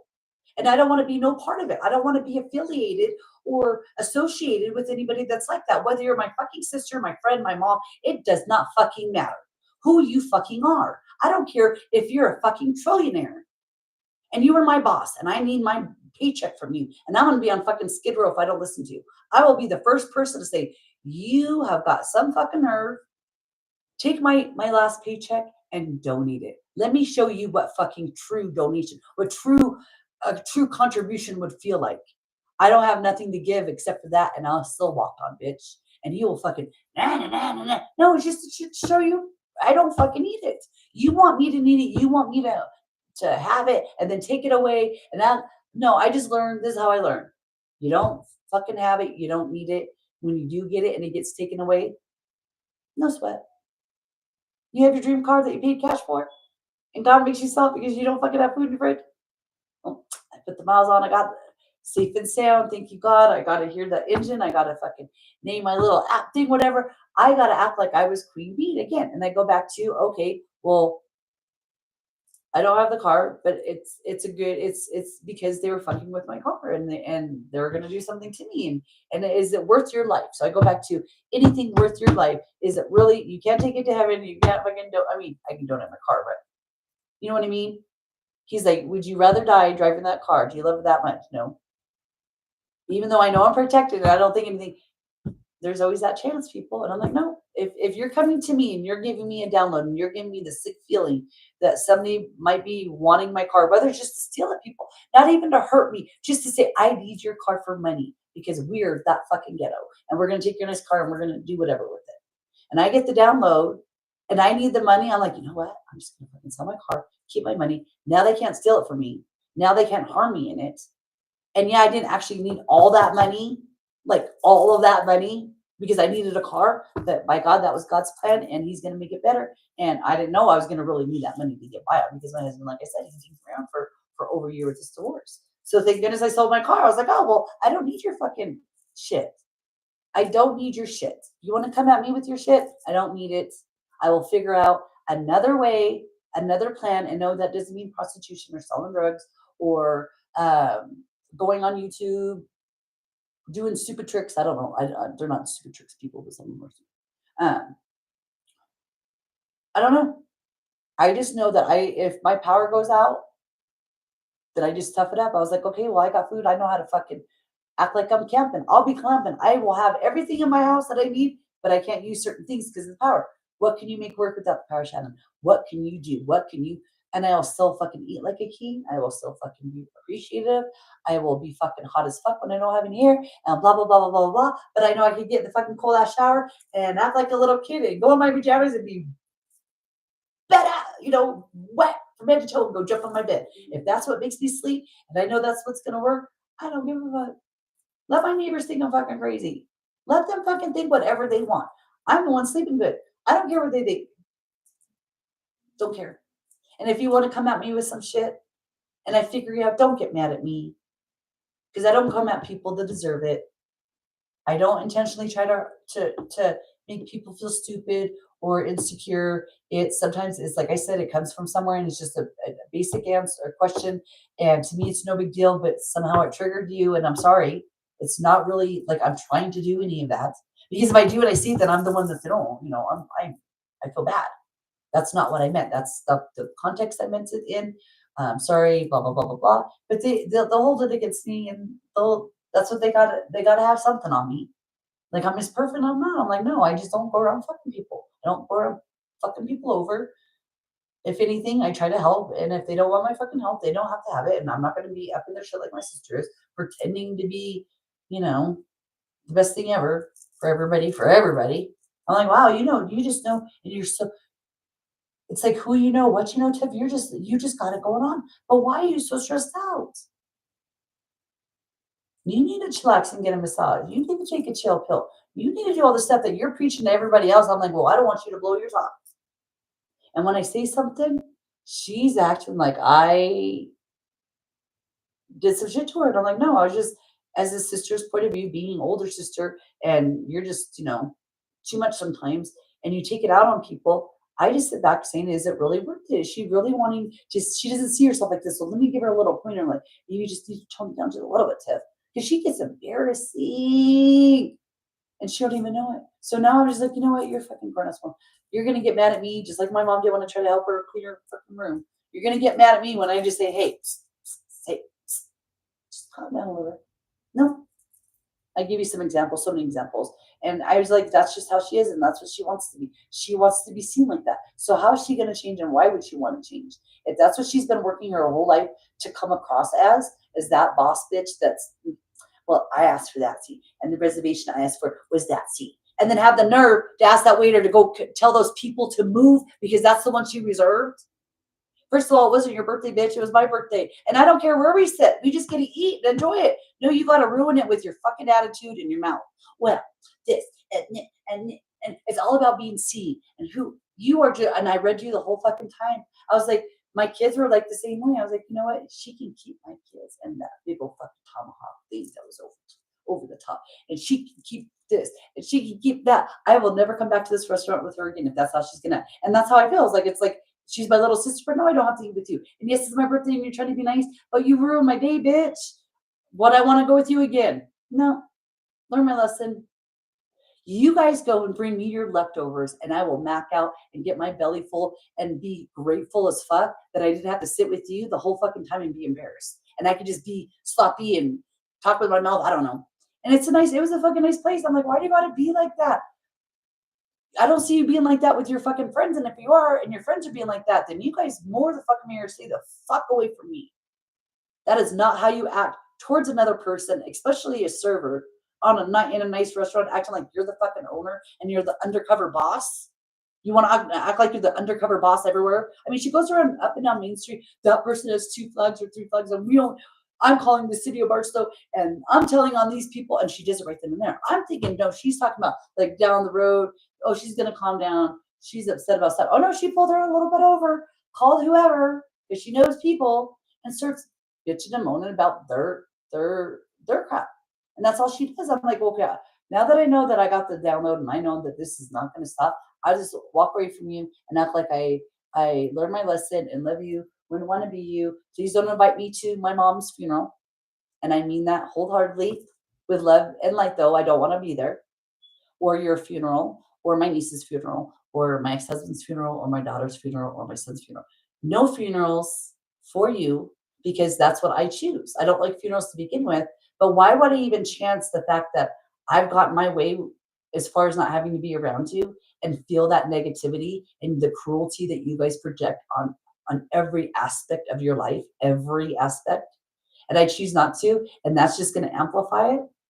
I can live with myself and go to bed every night knowing I did what I did as a daughter, as a mother, as a sister, as a friend, as a coworker to do better for all of us. It's not about me. It's not about them. It's all or nothing. And if they want to take it and twist it, they can take it and twist it and shove it up their ass. Doesn't mean I have to go to the fucking funeral and act bad for them or pray when I already know that I've done all the praying and all the crying you could possibly do over all these years for their narcissistic lies and behavior and the treatment that they do upon others. And like I said, Terry, you better fucking watch it. What looks good is bad, and what bad is good, right? Y'all want to come at me with some shit, you better fucking make sure you got your PPE on before you come at me one more time. Because it might be your last. And I honestly say, well, that is not up to me. That is not my doing. You've been forewarned. Y'all have been forewarned. You keep being forewarned. But God, like I said, God wants me to come and I'm like, I don't know what you talking about. I could talk about a zillion things all day long because I don't talk to you people. And I love people. So I probably ask you all kinds of questions about whatever you've been through. Just because that's how I love. I love people's accents or what they eat that I've never had, or even in their beliefs. I might not agree with it, but I'm like, why would you believe that? Like, how is that belief? Whatever it may be. And not that I'm trying to change them. I've never heard of that. There's so much crap up there every day. I'm like, never heard of that. Never heard of that. I feel like I grew up in a bubble. And then I'm like, well, yeah, we lived out in the middle of bumfuck Egypt in the desert, and we didn't go to libraries. We didn't have internet. We didn't have cell phone. We were like the last Mohicans, you know what I mean? I was like, okay. But then we got to the point where we're going, I'm like, oh yeah, then I was a mom, and okay, I was going to college, okay, then I was working on the Marine Base. Okay, yeah. But now that I'm older and I have time, I'm like, oh no, I want to learn about this and I want to learn about that. And people look at me like, well, you believe in that? I'm like, well, don't you? And because I say that, they are cruel and unusual punishment with these people. But the world's gonna see there's nothing I could do to change them or help them. Like I said, I've tried to help them with love, with love, with love, and more love. And that was mine. Come to find out that was wrong. I should have said, no, fuck you, bitch. You want to lie to my face? You want to act like this isn't my house that you're disrespecting? Brian, the brother-in-law coming to visit, acting like he's running my house because my husband's at work and he gets to lounge around all day and get whatever and act like whatever because you're a fucking guest. You were an unwanted guest that my husband force-fed me. And then I got to see how you really are. And you think now that you're a chick and not a dude, that I'm going to give you respect. But I see how you married your first cousin. I see how you treat the stepchildren. I see what you did in your in how you what you did with your daughter. Give up rights because I don't want to pay them. Maybe that's the best thing for her, huh? Same thing with me. My family wants to go do whatever. Go. That was the best thing for me because I got the fuck away from you. And when I'm force fed something and I'm puking and I'm choking and nobody wants to help me and it's nothing but fucking shit and you wonder why you're going through shit and I'm just here as a concerned citizen / relative / whatever you want to be, just another human being saying this isn't right. I don't think is this shit right? And they all want to come at me like I'm the crazy one. I'm like, okay, well, good fucking riddance with you guys. Good luck with that. Good luck with that. Good luck with that. Good luck with that. Y'all want to play devils? Y'all want to be evil? You want to go around robbing and pillaging and raping people? Like literally fucking the shit up that God tried to get good in this world and we're family and we're doing this to each other? Don't think I would walk away when a little fucking nap sat and not look back because that is not what I'm about. And if y'all thought I was going to keep lying for you or help you with your lies, you're sadly mistaken. I will be the first. And I told my husband, he's been lying so bad, and I keep on asking him, not that we can fix it. I just need to know so we don't make it worse, even though we're separating. That's what I kept saying. I don't want it to get worse. So whatever the damage is, whatever it may be, we could still be friends. We could still work on stuff. We're still going to see the kids the nephews, here and there with family outing. We're still going to be those people that can look each other in the eye and have a conversation and say, yeah, da, da, da, da. You lied so bad and did so much awful stuff that we'll never see each other again. You're going to be in jail or in hell, Marco, whatever. However, I try to be there. I try to be there for your family. I try to be there with your work. I try to be there with your friends. I tried, and you lied on me every which way, up and down, side to side, fucking shit down my throat, did whatever, and then you want to have that audacity to act like you've been a victim and that you need help with something? When I'm asking you, why is there fucking Everclear moonshine in your fucking office, jugs and bottles of it? Why, Mark? When you have a fucking $1,000 worth of alcohol in your bar?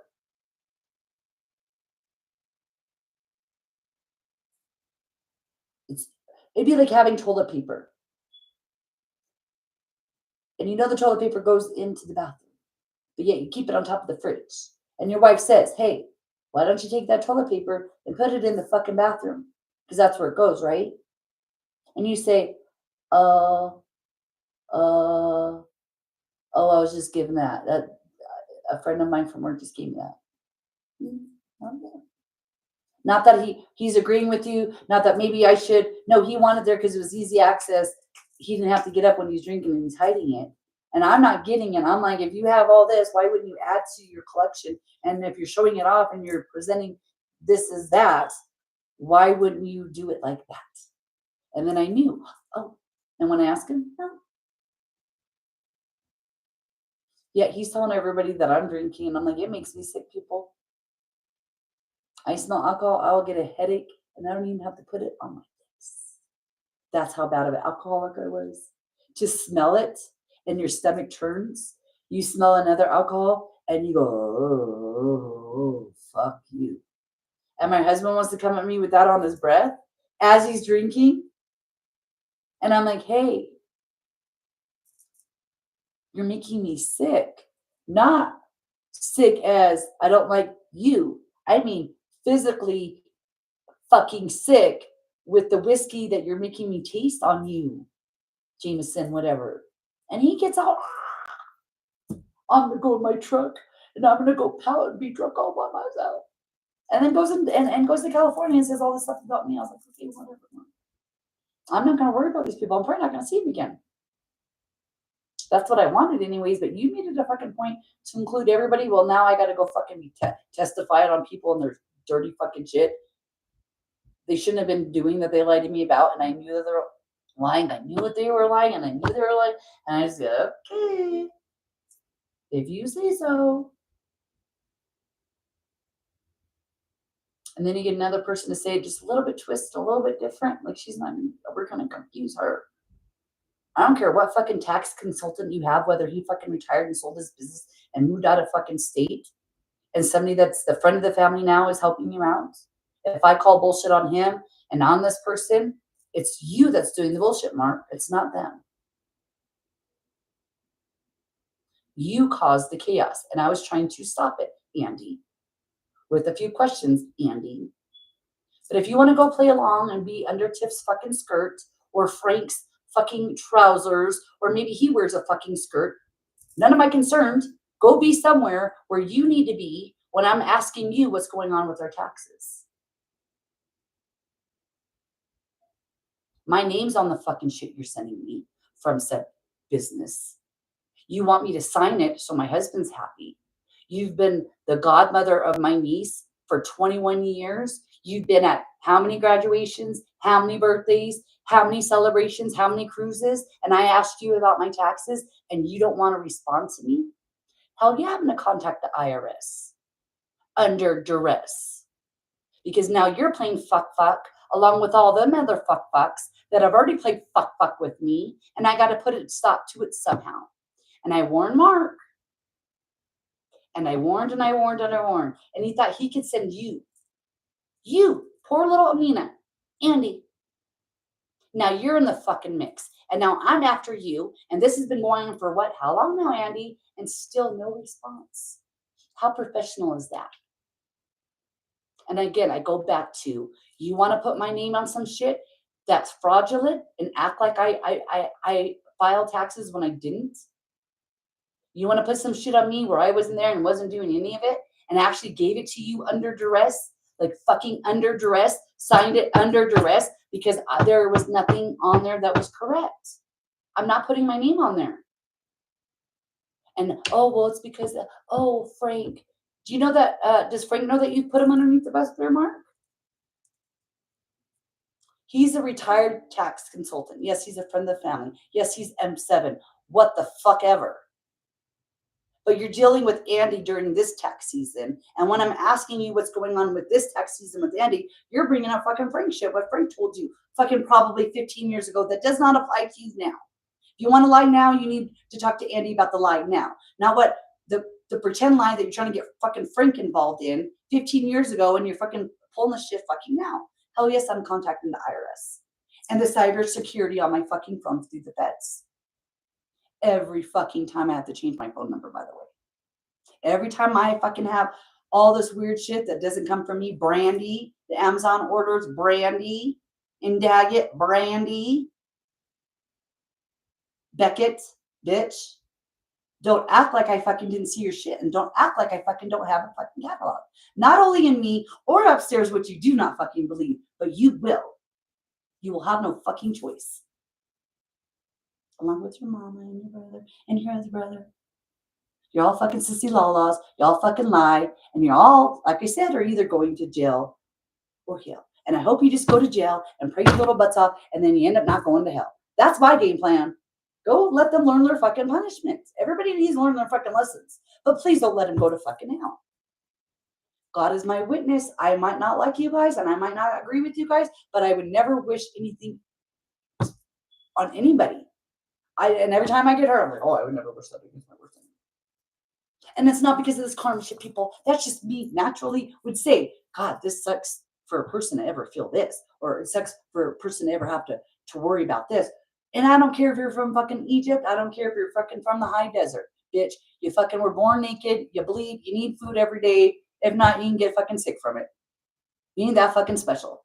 None of us are that fucking special, no matter who you are, where you live, what you eat, what you don't fucking eat. We're all fucking God's children. And if y'all want to act like spoiled 2-year-olds fighting with each other, and God says, let me send in somebody that knows how to fucking fight, and y'all want to gang up on me, and I act like I don't know how to fight because I just don't want to do it, and y'all fucking come at me and I know how to fucking fight, I will take you guys on and fucking still have energy like the Energized Bunny to say my prayers at night and thank God that I'm still going to come up on top because I didn't do nothing to deserve this shit, people. Nothing, nada. I came and loved you guys. I came and tried to fix you guys. But for you to fucking try to unalive me and act like I didn't exist and didn't have no part in any of this shit. And there's story. That's when people are like, you need to write a book. I'm like, thank you. But I feel like I'm telling on everybody. But I'm not. I'm telling on me. I'm like, well, I didn't look at it like that. I looked at it like, well, if I said this about this, but it really upset me because that's not right. They're like, well, that's what happened to you. Why are you worried about their feelings? If it's already done in the past, they're not going to be remorseful for it. They're not going to say they're sorry for it. Why not take it where you can heal from it and you can and be rich from it? What? I wasn't looking at it like that at all. I was looking at, oh, I'm butthurt. I got robbed. I got lied on.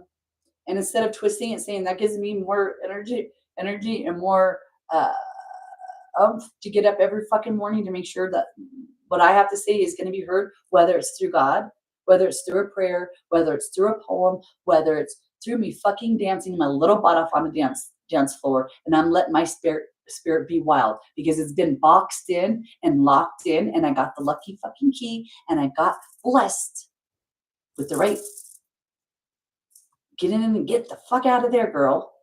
And I'm not going to go back. I got rid of that key, people. I swallowed it. I lost it. I have no freaking idea. You're never going to be able to get me back in there. You could try. But there might be another skeleton key that I didn't know about that God magically fucking says, you know what, bitch?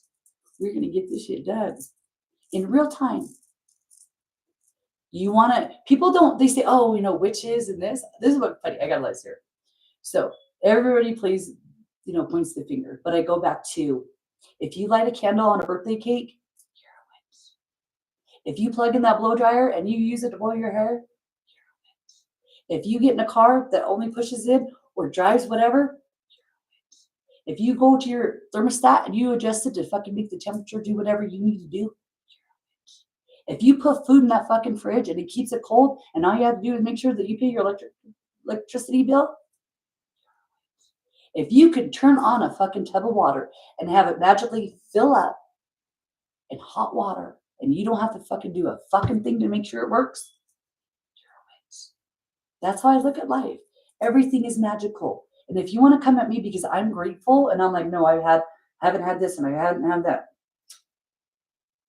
And man, I'm going to appreciate it once I get it again. And if I never get it again, then it wasn't meant for me. And thank you, Lord. Maybe there's another reason, rhyme or reason notes on here of why I'm not getting it or why I'm not. And it's not getting my way. It's meaning why am I not getting this so I help myself not fucking feel like this around people. And it was never me. It was always them. And God's like, why do you want to drink to numb you when you're fine? It's them you're numbing. Well, and it was excuse after excuse after excuse after excuse. Trying to find love, trying to find happiness. I'm just trying to be happy, people. And I always thought in order for me to be truly happy, everybody around me has to be happy. I have to make this person happy too. And you're a stranger, I don't care. Come here. You're coming along. Nope. I can't watch you be unhappy because I won't be able to be happy. I'll find the underdog and he's included in the fucking roasting in the marshmallows, people. I don't care if it's a fucking wounded dog. I cannot be at peace. That's what I thought. That's how I thought I was going to be happy. And then God's like, well, you're just messing yourself all up.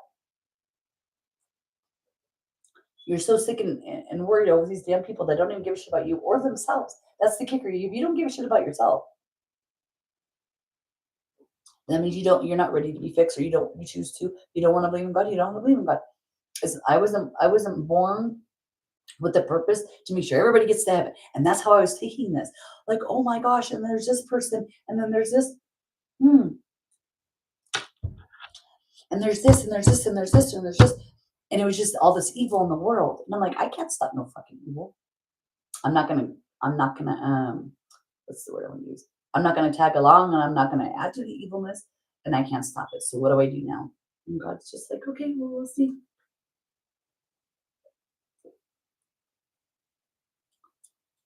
We're going to let you go on a little vacay, get some sun, eat some good food when you want, as much as you want. If you don't want to eat, if you want to sleep, if you don't feel like sleep. I get to be like a big kid now. I'm a big kid now. And everyone's like, well, what the fuck? You don't have this and you don't have that. And I got everything I need and nothing that I don't. And if I think that I need more and I don't get it, then I'm like, okay, well, obviously that was my ego or me saying that I need it because I didn't have something when I was a kid and I really wanted to have it now. And God's like, no, wait, maybe you'll have it later and you'll have more fun with it with other people. Why would you want that shit to be by yourself now? This way, and you get a newer model, a newer version that's obsolete that nobody else can fucking get, bitch, because you're gonna be that bitch that gets it. You work for it, you work for it, you work for it. I have transcripts of when I had to go to college, Tiffany, how I started. You act like your daughter's all this. I'm like, yeah, well, I had to do this. And nobody even cared. But that's because of jealousy. And now you're going to be, what, $400,000 in the hole because of Samantha's Harvard tuition, college tuition. GoFundMe. I don't know what you guys were thinking. I absolutely do not know what you guys were thinking. And there's nothing we can do about it now. Except for go forward and pray. Pray for Stan, and pray for Jake, and pray for Max, and pray for Xander, and pray for Dallas, and pray for Krista, and pray for all the other little kids out there living in this messed up world, in this messed up time. And I pray that you know Jesus, and Jesus, yep, because he's just here to help people. When somebody's just trying to help you and they're not really trying to hurt you, I don't know why it has to be pulling teeth and doing all this stuff to people.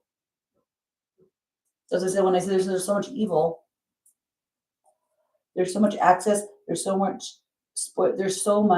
and people are like, well, I want to help. I'm like, yeah, but you get in trouble if you help, huh? You're a whistleblower now, huh? And I feel it. I'm on both sides. I'm like, oh, I was on that side, and now I'm on this side, and now I feel. And you're right. We need God. God is the one. He's the answer. He's going to be the one that's Archangel Michael, Archangel Gabriel, Archangel Raphael, Archangel Uriel, Archangel Ariel, Archangel Xenophon, Archangel Metatron. God's got backup that we can't see. And if you want to come at me, I'm like, oh, well, let's do it. I have nothing to worry about. I might not have wings. No, but I do. I might not have this, but I do. I just don't go around acting like I'm crazy with it. Because I don't want people to take it as a joke. I want to be, it's a dead serious. This is a dead serious conversation when you talk about this. And that's why they came at me with whatever they're thinking they were going to come at me with. But like I said, I have backup. I get downloads in my dreams. I get downloads with the tarot card readings. I get downloads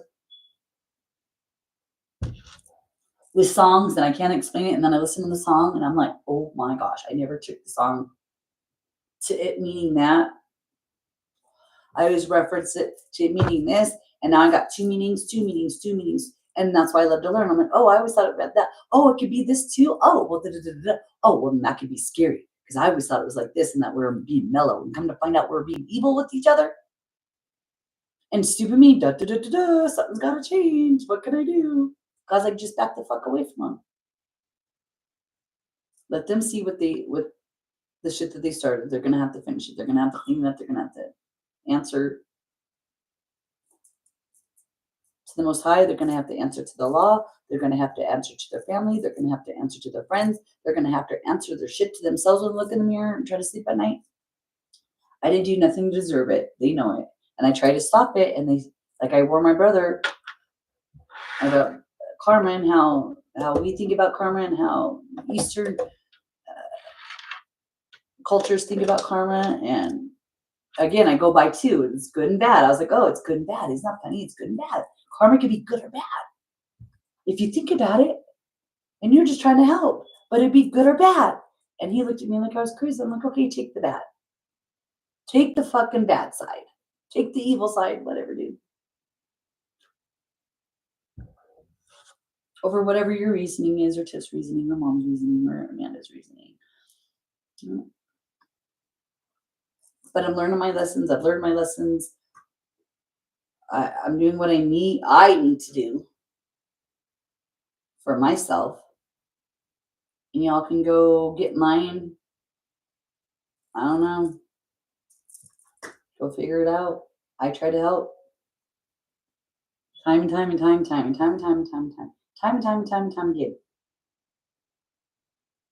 Yep. So yeah, you guys pull some shit. I'll just quit my job, Pete. You do whatever. I just No, I don't. You don't pay me that much. And I work for God. Yes, I do. Yes, I do.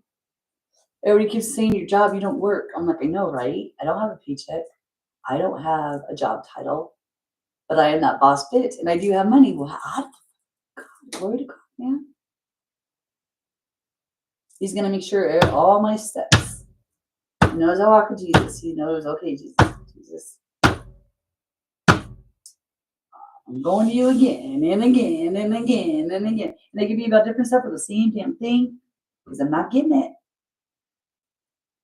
But then one day it just hits me like a ton of bricks. And then everybody's like, oh, well, we never looked at it like that, or we never thought. And I'm like, yeah, well, I asked for God's wisdom. You know what I mean? He made us. He knows he made the 10 Commandments. He knows. And if I'm not getting something or I'm twisting it, and I shouldn't be, I want to fucking know about it because I don't want to be going acting like I know something and it's false news or fake news. And I'm like, oh, I thought I knew it. I was telling everybody something else that was untrue. I'm not like that. I'm like, no, let me know my shit, please. Please and thank you. Let me know it because I don't want to look like I'm a liar. I don't trust liars. I don't like liars. There's no reason for it. On so many levels. And there's so much of it now. I mean, everything, even like I said, the commercials are lies and fakes and in your face shock factors and with this and that. And just like everything. I said I was going to, if I could, I'd go on YouTube's commercials and do spoofs on how I caught them lying because they just say stuff that doesn't make any sense. And it's like a lie. And I'm like, you full on fucking lying about A, B, and C, acting like it's true. I want to go back all these commercials and say, fuck you. You made me watch them 19 fucking times, YouTube. Hell yeah, I'm going to have them memorized and I'm going to know how that guy's voice changed and how that paid actor doesn't even believe his own shit. Does not believe his own shit. It's just a commercial. Oh, yeah. Turn off. I don't even know what they're asking me. I don't know. But yeah, one day we'll discuss on how I knew my phone was being. And I warned my husband, and he, yeah, because he can't help himself.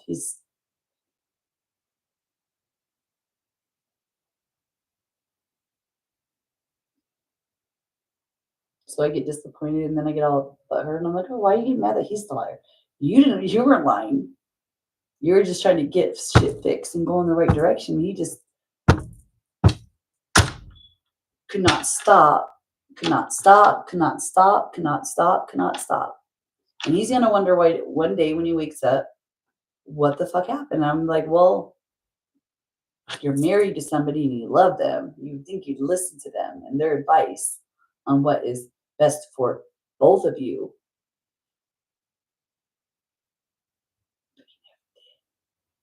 16 years with somebody, not married, 11 years married, almost 12 years married, whatever, 11 years. But you think you fucking learn to listen to somebody. So if I say something like, oh, I had this wild dream about A and B, and you laugh at me, and 10 years go by, dude, 14 years go by, dude, there was some truth to that dream, but not really exactly, but you want to act and mock me, that was your warning. So all this time when you say you did something, you don't know what I grabbed to say otherwise.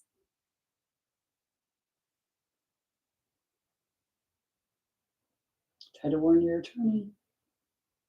Try to warn Danielle, the assistant, whatever that means. Telephone operator, paralegal, business owner, assistant. Not once with that lady, twice with that lady. Because I just wanted to say this is what it is. And whatever the judge decides, whatever the law decides, however it comes out, at least I know I had a fighting chance. And you guys wouldn't even give me that. And now that's why you are going to be in some shit because you didn't do things the right way. and you violated my civil rights on so many levels. And you have explained to your wife now and your family and your kids and your friends and your coworkers and whoever else that you're associated with in your lifetime on why you had to lie for the almighty dollar, knowing what the truth was and what right from wrong was, whether you were blackmailed or bribed or fucking delulu. And you want to tell me good luck? Anthony, I wish you the best in life. I wish you love and light and good luck. I'm gonna leave it like that, guys. Love everybody. Wish the best for everybody. But when I say shit or get off the pot, I mean it. I don't want your feet falling asleep. I don't want you falling asleep, falling off the fucking toilet. I'm doing it because maybe that's what you need to do. Is just fucking shit.